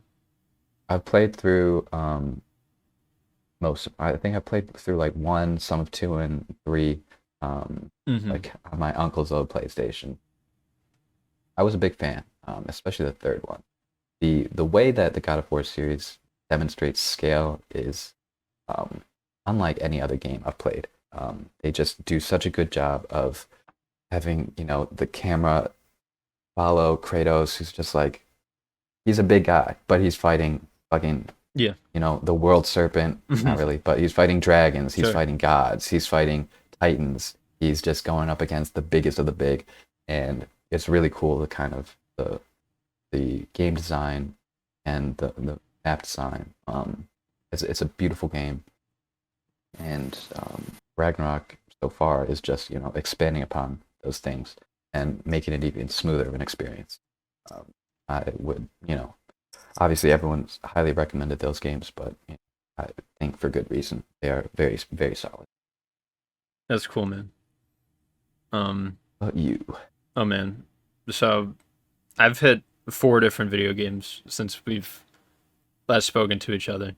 Okay, wow. One of these is the one from last time, Shin Megami Tensei 5 Vengeance. I finished that one up. And I won't say much this time around because I think I pretty much said everything I needed or wanted to say when I talked about it last time. It's just a really solid, really awesome time. I think one of the best RPGs to come from like the modern day, and Vengeance graphically enhances enough of it, and also just the other changes they add for the story is slightly better, I guess. I don't really care still, but the new demons they add and a couple of the new mechanics are quite nice and just sort of like resolve and fill in the sort of holes that were missing from the initial release. And honestly, it's one of my favorite games ever now, I think. And I've only just beaten it on normal mode. I think I will return to it again. I beat Canon of Vengeance, which is just what the news story is called. I got the law ending of that. And I would like to return to it at some point. I'm curious to see I'm just curious to revisit the old story, I guess. And also, there are some super bosses in that, which I'm kind of interested in tackling also. One of them, like, you beat him, and then the level cap increases, so your level and all the dudes' levels cap at 99, and then you beat him, and then the next time the next New Game Plus run you do is the cap's at 150 instead, and all That's pretty cool. the enemies are way stronger also. So I'm sort of interested in all that, and I think I definitely will return to it at least one more time. Hopefully, maybe more than that, but I guess we'll see. Life has a way of dealing with these sorts of things, and it's a fairly long game. It's at least 60 hours. It took me around, I think I spent like 80 or 90 though, because I, was just fucking around with everything, because it's just that kind of time. You really want to, sink into every aspect of it, or at least I did. So that's all I'll say about that. And the day after I beat that, a demo for this little game called Metaphor Refantasio came out. Which do you know anything about this game? I don't think I heard about that. No. So it's another Atlas title, if you could believe it. And this was my most anticipated game of the year. I remember trailers for it dropping earlier this year and last year, I think, and it just looked like a really cool, really interesting game. It's very similar to I'd say it's sort of like it is a solid cross between the mainline SMT games and Persona, where there's an emphasis on free time and sort of hanging out with people, but also more importance on dungeons. So I'd say it's like Persona with a little bit less time on the slice of life moments and a little bit more emphasis on the dungeons and stuff, because it borrows the press turn system from SMT, and they have this unique sort of function there in the gameplay. I was able to play about 6 hours, so that's like the first like I don't know, like the prologue into free time, Yeah. which there's free time in this too. It's also a calendar-based system. It seems like there's less days in total, and also that free time will go faster because there's less total options maybe. And there's also social stats too, where it's like you got to increase these so that you could, talk to people in the right way or whatever. It's very similar to the Persona games in that way. And it has this really cool, sort of more unique feature where there's these archetypes, which is just their name for the class system. So like each character you come across and like get the social link or whatever they call it in this, they offer you like essentially their own unique class, and then by hanging out with them more, you like increase that class's like whatever sort of skills or affinities attached to them. So again, it's that Persona baking that slice of life shit into the combat, which I think is pretty cool. And these archetypes seem really nice, and there's like different ways you could like sort of customize them too, because they each have their own sort of set of skills that you just have when you're equipped to them, and if you switch to a different one, you have a different set entirely. But I think it's called skill inheritance, where you could take one skill from a different class and just use it on different ones also. So if you wanted to like, there's a mage one, which just has a bunch of different elemental damage spells. So if you wanted to like do that and heal, you could take the healer, or you could take the seeker's, I think it's called, heal spell, and then just put it on that. So I think it'll be a really cool combat system, and I think the dungeons will be quite good too. The story, it seems a bit shoddy. Like it has honestly, I think it has a real rough beginning, where it's simultaneously slow. It's slow, and it's also like simultaneously wide and narrow, where it tries to give you a bunch of different ideas, but it doesn't necessarily like go into them or explore them a whole lot, sort of like some of the other things we were talking about earlier in this session. And it just throws a bunch of ideas at you, and the main one, I think, is that you are this person. The main protagonist in this game speaks. He's not just a silent protagonist. He has a voice, which is crazy. Unique, yeah. Which is crazy in this series. It's the first time ever. What are they doing? Yeah. And I think the premise is that you were childhood best friends with this prince dude who was secluded from his home for some reason, and then the king is dying, and he was sort of overthrown, and then you gotta make the prince that you were friends with, he has like some sort of disease or something where he can't like function properly, so you got to cure that and get him back to being the king or something. But then a different part of the game is also setting up this thing where, okay, so the king was killed, and then this other dude was trying to overtake it, and then the king, he was like this really powerful wizard or something, and like a huge rock in the shape of his face like appears above the place where his funeral was happening, and he's like, you will all fucking battle against each other to become king, maybe. Every one of you has the potential to do that. And honestly, I kind of enjoy that angle to it, because it sort of reminds me of like a decent like shonen battle manga premise, where it's like, I don't know, you and like 100 different dudes are all the potential to be king, or like the entire city or whatever has the potential to be the next king. And people are like sort of fighting over it, or like doing that in addition to, I don't know, diplomacy, like being a good leader or whatever the fuck. I forget how they measured it in game, but that angle seems to be like they want the protagonist to be the king because they have the potential to do it also. And then the social stats are like, the social stats screen is like a crown shaped thing, and each of the 5 of them are more geared towards like a good leader. So I don't know if they're trying to, like, these 2 different plot things, I don't know if they're going to make the protagonist the king, or if it's going to be the prince the king, or if there are going to be multiple endings, or maybe they'll just get married and be gay kings together. I doubt Atlas would do that. I doubt Japan would do that, but I mean, we'll see, I guess. But it takes quite a while to get there, and the beginning is like a lot of sort of cliched moments where, again, they're not able to get into things in depth a whole lot. And the Persona games do these 2D animated cutscenes, which I'm not the biggest fan of because they're like sort of awkward and slow and weird, and sometimes the characters' faces look a bit odd or off, and they just feel sort of awkward in general. Like I don't know if you get that feeling from them when you watch those in game. Like I much prefer the 3D cutscenes, like especially from 5 and 3 Reload. Like the 3D cutscenes in those are quite nice, honestly, and I wish they just stuck to those.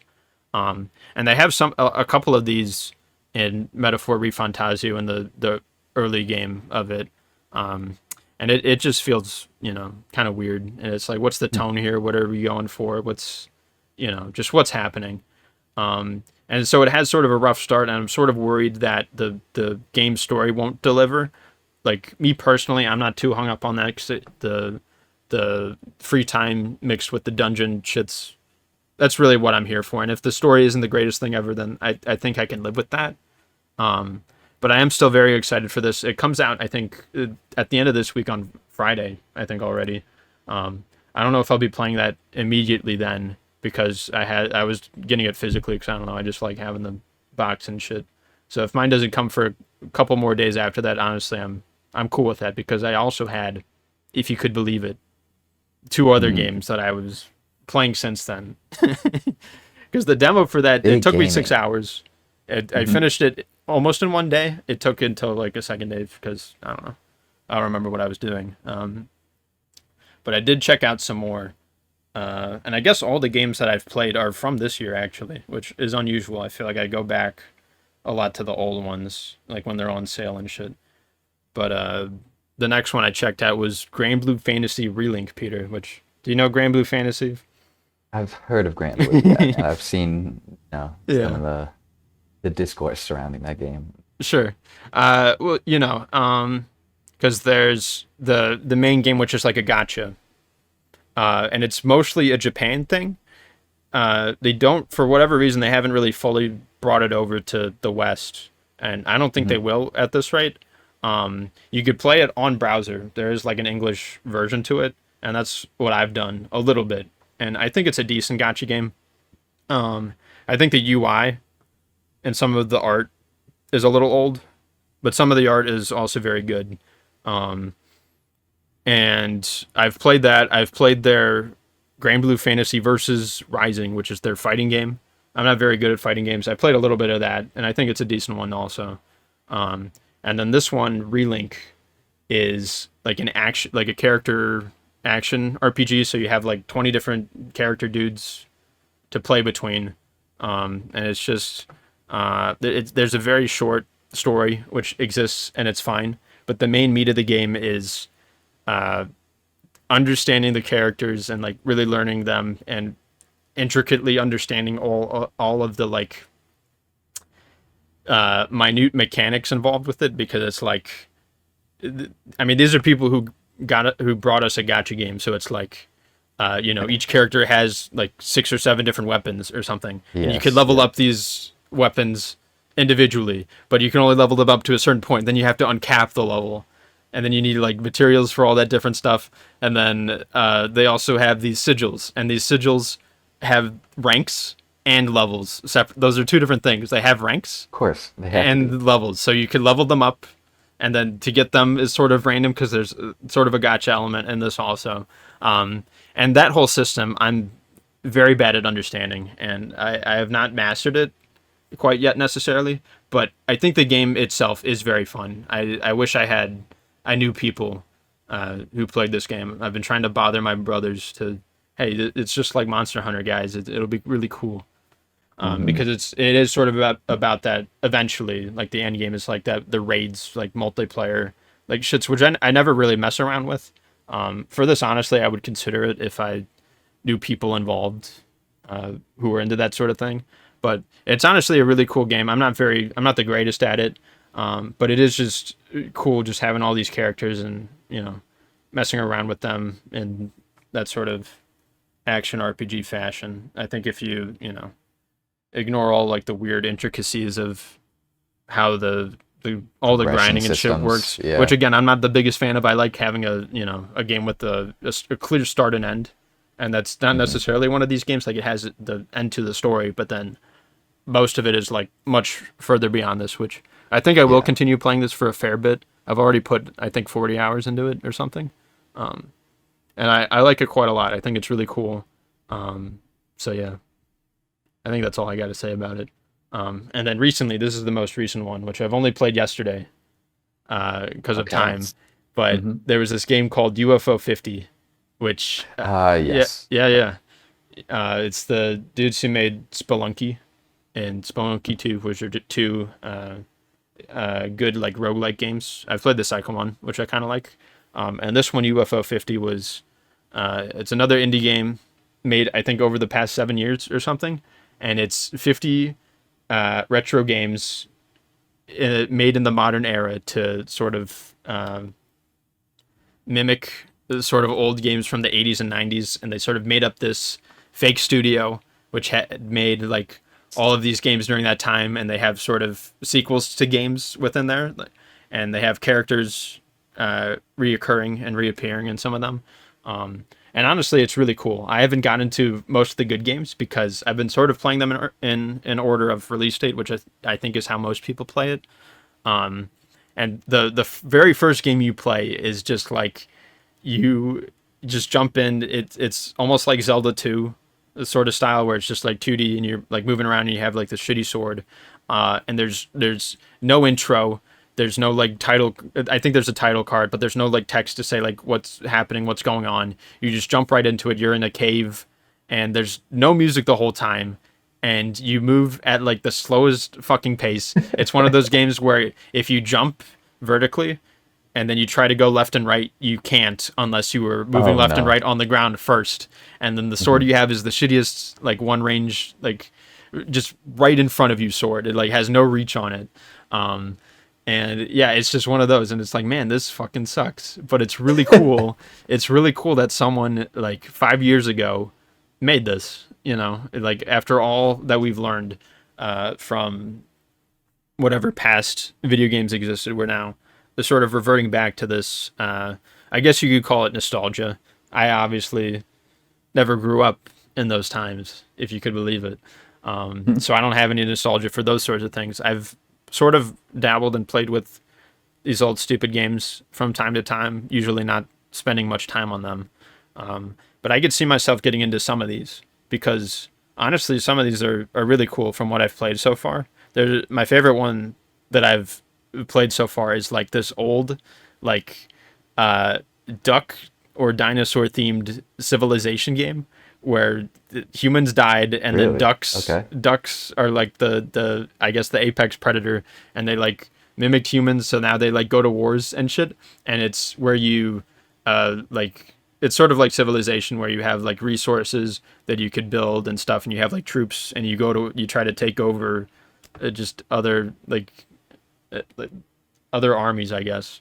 And it's the only game where I feel like I've kind of understood it, because I was able to win on like the easy mode or whatever. There's like three difficulty options that you unlock as you beat each of them.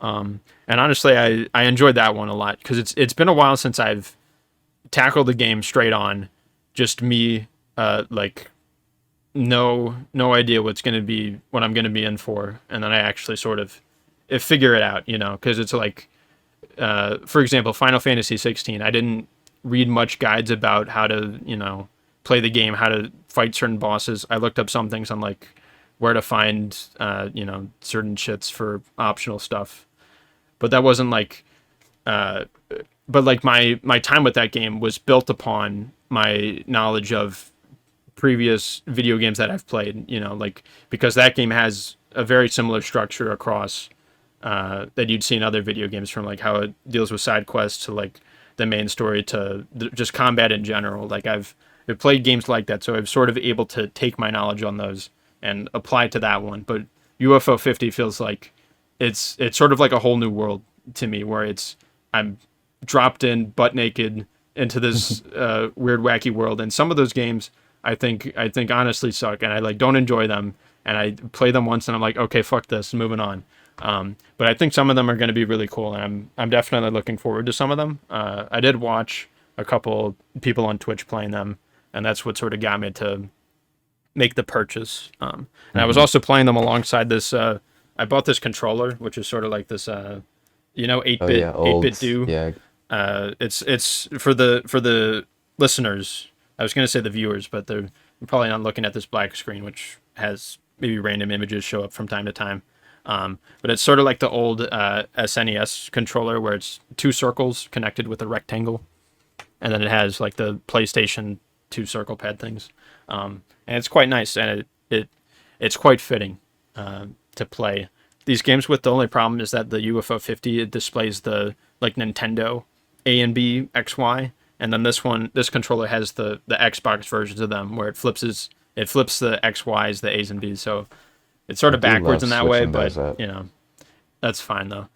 So yeah, I'll play more Grand Blue Fantasy Relink and UFO 50 for a time, and then I think once Metaphor Refantasio gets out, I'll be doing nothing but until I get through that shit. So that's Mhm. my video game section, which is quite a meaty one, I know. Yeah, you definitely went through a lot. I've been going through that shit, man. I've been over it. Um, but I I've think I been think the audience has heard enough of me talking, Peter. I think it's time to get onto one of your specialties. We could call it the music yes. section, Peter. Take it Peter's away. Music Corner. Right. Keep it somewhat concise, Okay. just keeping up to with things that have been dropping recently. Um, a re-release of Aphex Twin's very celebrated Selected Ambient Works Volume 2 was just released. An expanded version that has, I would say, around 6 or so extra songs. And they are all really cool. If you're ever looking for some really spacey, um, kind of mellow ambient to just like fill out the noise, or if you want to fall asleep to it, it's also great music for that. Um, a post rock legendary band, Godspeed You Black Emperor, has just dropped their newest album, no title as of 13th February 2024. 28,340 Dead is what the album is called. They are a I think for very sure kind you of have to say the full thing. It makes you do that every time. it's a strange, they're a strange band. They're They experimental, are, you could say. yeah, experimental kind of post rock, very kind of atmospheric instrumental builds, that are kind of using very grand, rock instrumentation to, kind of create these big, bold, 13-minute long songs that are just like extremely multifaceted and very, very interesting. Really enjoying that so far. Also, Lizzie McAlpine just dropped her deluxe version of the album she dropped earlier this year, Older. Has a few new songs on it that I would recommend checking out if you like kind of indie folk, comfort, cozy autumn vibes. It'll be pretty fitting for October. A new EP just dropped from Frost Children, are a duo that has been popping off recently in the past few years, I would say. They did a collab EP with Haruna Muri, who is a Japanese, rock pop artist. It goes extremely hard. It's I don't even know what I would like categorize this music as. It's a lot of electronic beats, with like some kind of hard like punk, um, driving, just like a lot of energy, super catchy, really, really impressive EP. Um, Another new album from Gordy Greep, the lead man of the now defunct band Black Midi, who is a kind of, if you know, kind of underground indie band who did a lot of like really interesting post punk, math rock, really blues rock, kind of avant garde, like rock stuff, just like super psychedelic and like heavy and dense. Gordy Greep kind of split off and did his own thing now, dropping his first album. And it is, everything that you might have expected from Black Midi, if you know, and um, perhaps even more. If you are a fan of anything like Frank Zappa or Captain Beefheart, or even some elements of a Steely Dan in there with like very kind of 70s, 80s sophisti-pop experimentation. It's a strange album, but it's a lot of fun. And there have also been a lot of new albums from the previous weeks that we haven't talked about. Being Dead is one of my favorite new bands that have come out with a new album called Eels. Kind of psychedelic surfer rock, indie kind of big, not big band, but they're an Austin band that is just like, seems like they're having fun. It's a very kind of energetic and dreamy psychedelic album that I'm having a lot of fun with. There was also a new album from the band Shoo Shoo, XIU XIU. They have been. Thank you for spelling that out. I couldn't find them anyways. Yeah. Without that, probably. Yeah, it's basically a duo that have been dropping music for a very long time now, and they have some of the strangest, I guess, pop adjacent. I know there's no chance I'm categorizing them as pop. They do really interesting, almost industrial style pop, where you have basic song structures, but the instrumentation and the vocals and the songwriting, it changes from project to project. But they have some really heavy stuff. It's hard to really describe what Shoo Shoo is all about. But their newest album, 13-inch Frank Beltrame Italian Stiletto with Bison Horn Grips, that came out recently, is very, very good. I'm enjoying it a lot. It's probably one of their more accessible ones. A lot of really catchy, interesting songs that have like great production behind them, really punchy beats, and I would say the most catchy tunes that they've created in quite a long time. Another new album, Jamie XX dropped his album. Jamie XX, obviously very well known from being a part of the trio, the XX. He dropped a electronic kind of house club banger of an album. A lot of fun. Feels very summery. Great production. A lot of really catchy tunes. Really interesting collaborations from various artists that make the album a very enjoyable listen to. Other than that, that catches up with most of the albums that have come out recently. Obviously, there are many that I have not been able to keep up with, but there's been music releasing a lot this year, and most of it has been good. So. Well, that's good to hear. And I hope these, the people listening take those recommendations for heart, because I sort of do to a certain degree. Because Peter, you have these playlists that you've created on Spotify.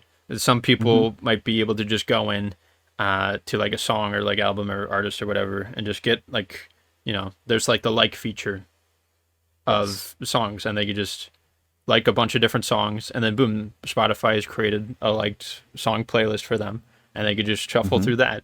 And that's great and everything, but it's very nice. That's only for sort of normies or some shit, right? You do something a little bit differently than that, don't you? Yeah, I like to have a monthly playlist that I kind of keep up to date with songs that have stuck out, that I'm either want to re-listen to or that I'm enjoying a lot, month to month.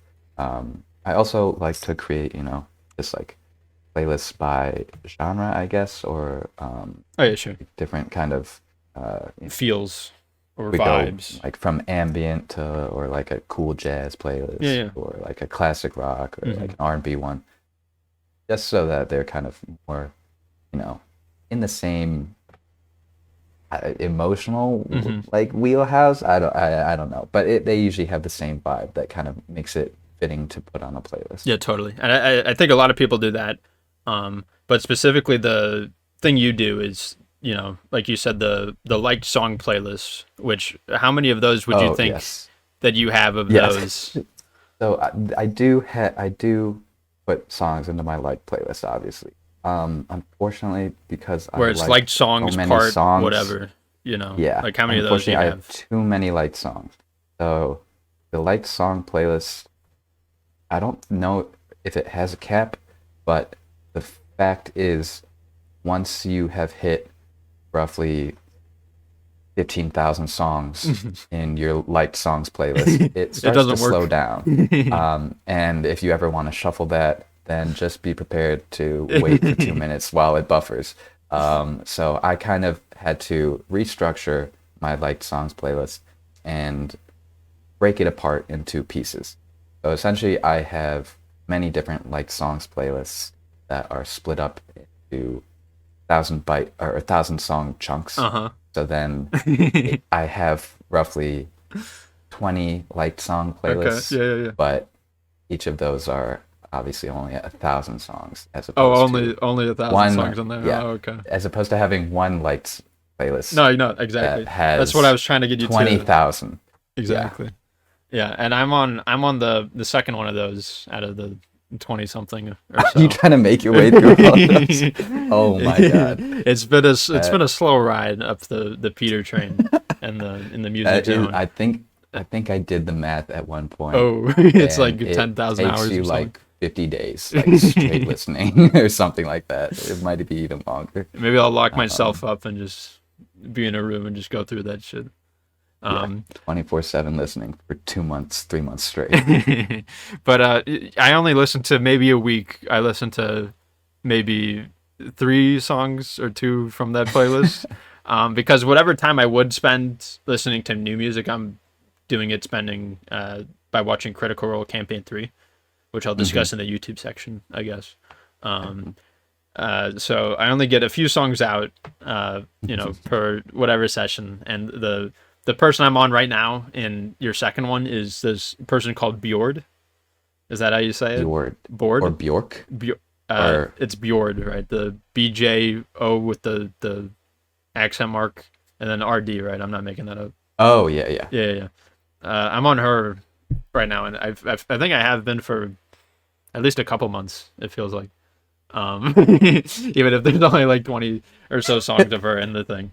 But what's interesting to me about her, and I don't know if you got this vibe off of her either, but she sort of reminds me, like her voice reminds me of Nier Automata, one of the voices in that game, specifically like the desert theme, like Hmm. the person like doing whatever vocals for that. It sort of reminds me of her, and Hmm. that's all can really say about it. What album are you listening to? Oh, I guess let or me pull this shit up. yeah, yeah. It's got, I think it's just her and like this white background or something. If that helps you get to Could it be before me. it could be Vespertine. It could be Debut. I I'm pulling it so up. her name is Bjork. Oh, it is Um, a K. How yeah, did I it's a misread that? K. I've been listening to her for how many months now, and I can't even spell her name. Especially because I Debut mean album, Bjork is a fairly like Bjork. not a mainstream pop artist, but people know her. She's Oh, this is from become a '93. bit of a I never click into these usually. I kind of just mhm. uh, go into them. Yeah, this is debut. Yeah. You might know her as the lead actress from a movie called Dancer in the Dark, Oh, that's her. which I'm I not sure haven't if seen you've that. checked, but that yeah, she was only in well, she was also an actress who showed up in The Northman. Really? Um, she showed up Is briefly she Norwegian as, or something? she was Swedish? hag or the witch. That's cool. It was kind of like She dabbles in the entertainment industry in different categories. yeah. So she is I love her music. She is like has such like extravagant, like alien and ethereal pop. But like she has a ton of different albums to her name that are all like very different. Debut is much more, reserved and kind of mellow, more, rustic instrumentation. And then you get to an album like Post, which is much more bombastic, almost rock, and like very strange kind of time signatures.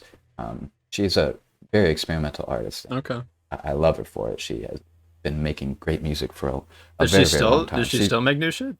Yeah, she dropped an album, Okay. I think last year or a couple years ago. But yeah, she's, still active, still making great, great music. So Well, I'm hope you excited like. to get to that when I do 4 months from now or next year or something, whenever Yeah. that happens.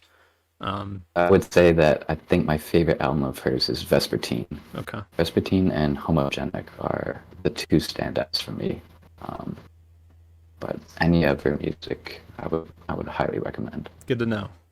Until then, I'll just be over here Bjorking my shit, just straight Straight Bjorking it Bjorken. over here Yep, for the yep. time being. And that's my music update.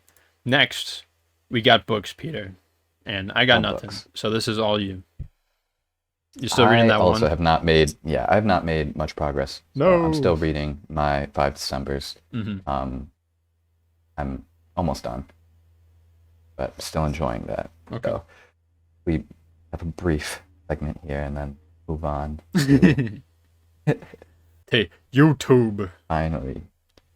So here's the stuff. I guess I could talk about Critical Role because I already mentioned that. I guess I have two main things. It's just Critical Role and then this other thing.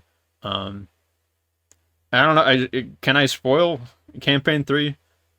Like, I won't say individual things that will happen, but I'll just say there's some Sure. fan service for the first campaign, for like Yes, certain there is callbacks much more. and stuff. And I think one of the really cool advantages of playing D&D multiple times with the same group of people, taking place in the same world, having campaigns take place in relatively similar Similar spans of times, time. yeah. One of the advantages of that is to see, not even necessarily see the characters they played previously, but just sort of see the effects Right. of what like their early characters done, like whatever effects that they had on the world. And campaign 2 sort of, I think, handles that relatively well, where I don't think they ever meet them. Correct me if I'm wrong. No, it's a lot in the background. They Yeah. maybe speak to a couple of them Okay. and characters that have shown up in Yeah. like the first. And it's a lot more subtle, but it's there, and it's simultaneously fan service, but also it just makes sense within the world because their first campaign are like the heroes of the fucking universe or whatever, and then the They campaign saved the 2 and country. 3 sort of they aren't those necessarily, but they're still making changes where changes can be happening, and it makes sense that the whatever actions or repercussions that the heroes in the first game did would come up in the other ones, and I don't know. I feel like they maybe took it a little bit too far in the third one. I'm about 40% of the way through. I just hit the shit where there's a whole lot of that, and campaign 1 is my favorite campaign, honestly, despite the agree. technical flaws. But it's my personal favorite, and I don't mean to be too negative, but I feel like it's just going a little bit too much in that direction, and I guess I was sort of always hoping for them to do certain things with like in this way, but I never really, I guess, fully thought out what it might be like, and it's cool at times, but also I don't know, just kind of weird and like, okay, so I guess this is happening now, or something like that. And it's not my favorite part. I'm not like upset at it or like, oh, this is the worst thing ever. It's just kind of like, okay, we're doing this now, and that's just how it is. I would agree. I still haven't caught completely up with season 3. Okay. But it does seem a bit, not aimless, but perhaps not as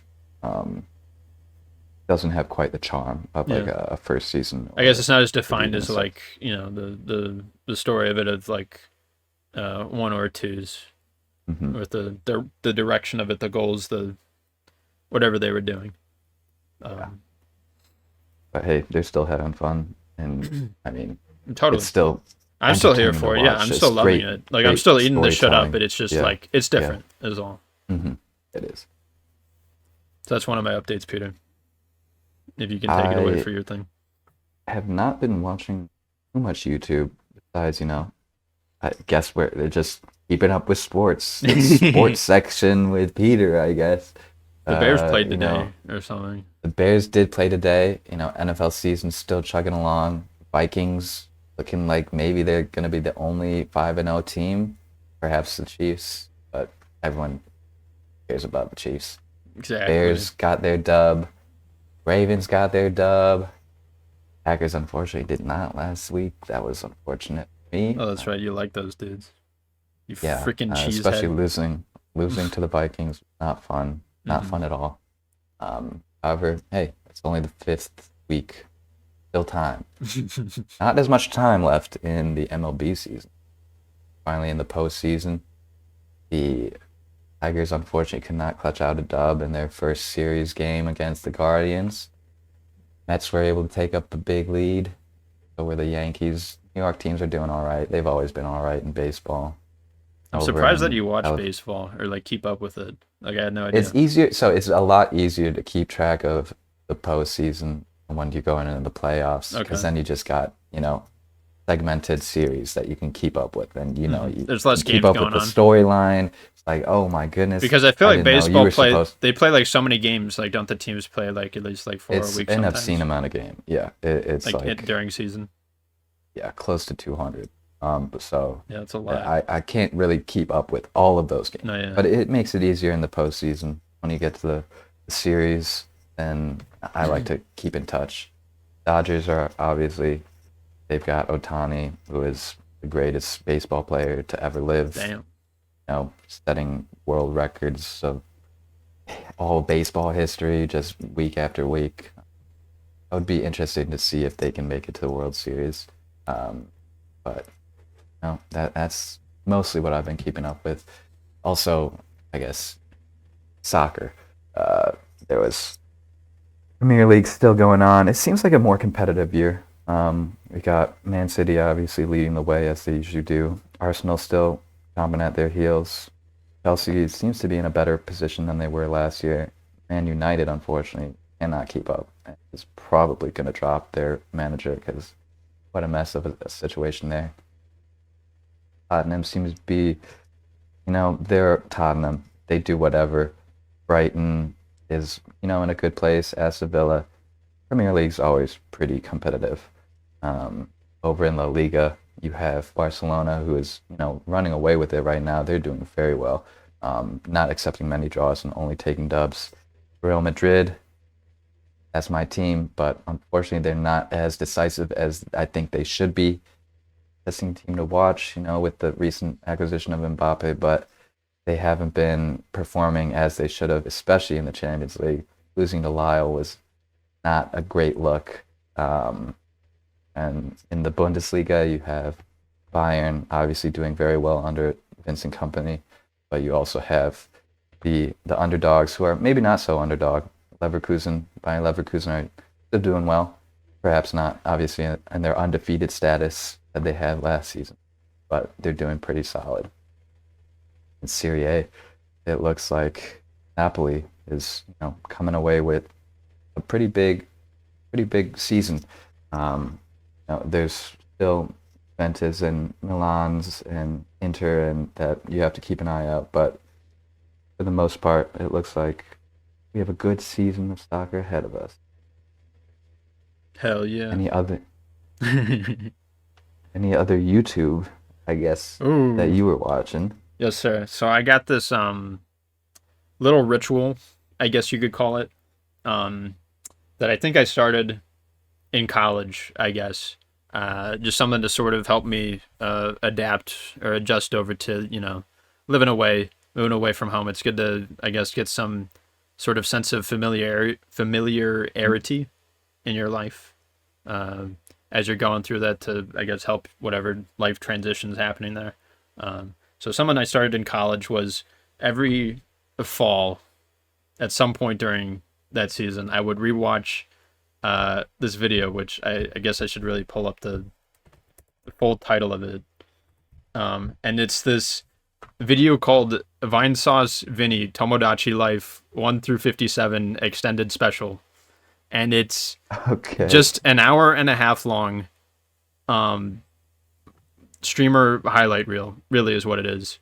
Hmm. And it's this dude Vinesauce who's a Twitch streamer I like quite a lot. He's been doing it for a long ass time. Oh yeah. And he's playing this game called Tomodachi Life, which is just this silly little game on the 3DS where you have uh, a bunch of Mii's on this island and just wacky shenanigans ensue. They like uh, say uh, just weird, wacky things. They befriend each other. They get in fights. They get married. They break up. They have kids. It's sort of like Sims, but for me, Sims is like I don't understand like what the fuck's going on or like what I like. I feel like there's a learning curve with the Sims, but with Tomodachi Life, just shit kind of happens, and you're sort of just like there for it, witnessing it, and it's honestly a really cool experience, and it's somehow one of my favorite games. And I got into it because of this video specifically, which is honestly one of my. It might be my favorite YouTube video, which is kind of hard to say because Is it a compilation? Is it like it's how long is a it? compilation, one parts 1 through Okay. 57 of his. He played 57 different sessions of it Hmm. on Twitch, I guess.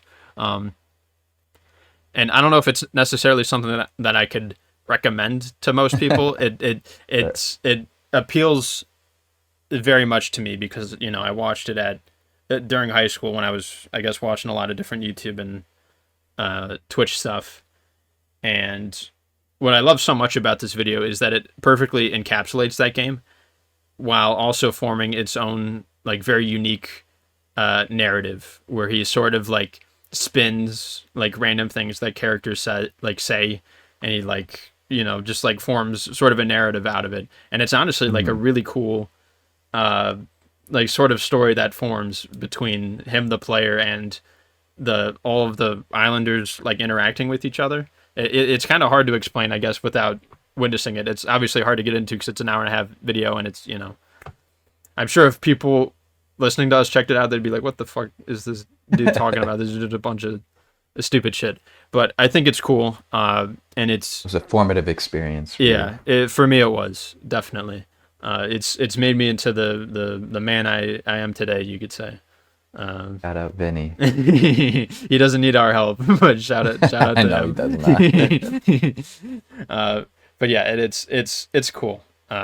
Again, I don't know if I could recommend it, but it's one of my favorite videos out there, and every year I come back to it, and it's uh, so something that both of us do for YouTube videos is we speed them up because it's hard to consume certain media shits at the rate in which we do, and it's hard to keep up with that Yes, unless we absolutely. because you can only spend so much time doing it. So the only way to increase the numbers of stuff seen is to increase the speed of the Yes, because then videos you're it watching. decreases the time spent on it. Exactly. Yeah. And maybe someday we'll get more into that and explain why it is we do that and how we got into doing that.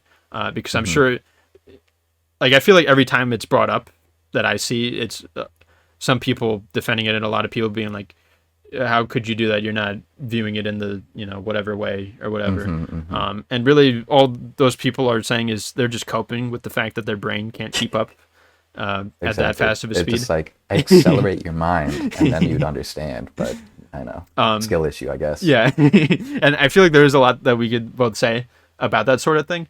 And uh, like this video for me, this is like the only YouTube video that I'll watch at one time speed because I want that The full entire way, like it's too enjoyment good. of that Yep. like that exact pacing, that exact I Hmm. guess slowness you could say comparatively to the the rate at which I watch the other stuff. Um, but I want that time because it's something it feels like a movie because it's an hour and a half and it's like a sort of a full story. I mean, I guess it's more akin to like watching highlights of a TV show, more like, but it's sort of its own unique thing, I'd say. And yeah, it's cool. And that's all I got to say about it. Cool. Well, I think that takes us to the end of our recap, Oh man, our media recap. whatever we'll Um, call these, which I exactly. still don't know. Maybe we'll try to come up with a cool, unique term that's space related, like orbit or fucking I don't know some shit. Who knows? The But astro belt, the fucking the spiral arm. I don't know, some random thing. I'm sure. Could be so fit. we could have something in there. But yeah, We'll see. We'll see how creative we are. I mean, the audience already knows because they clicked on this stupid thing, so they already know if it's exactly. good or not. Hey, but in other words, thank you for checking us out. Ooh, YouTube outro. This is the first time we're doing that. Thank you for watching. I don't even know. Yeah, thank you for watching. I guess we might as well be saying that catch shit. you Yeah. in the next one.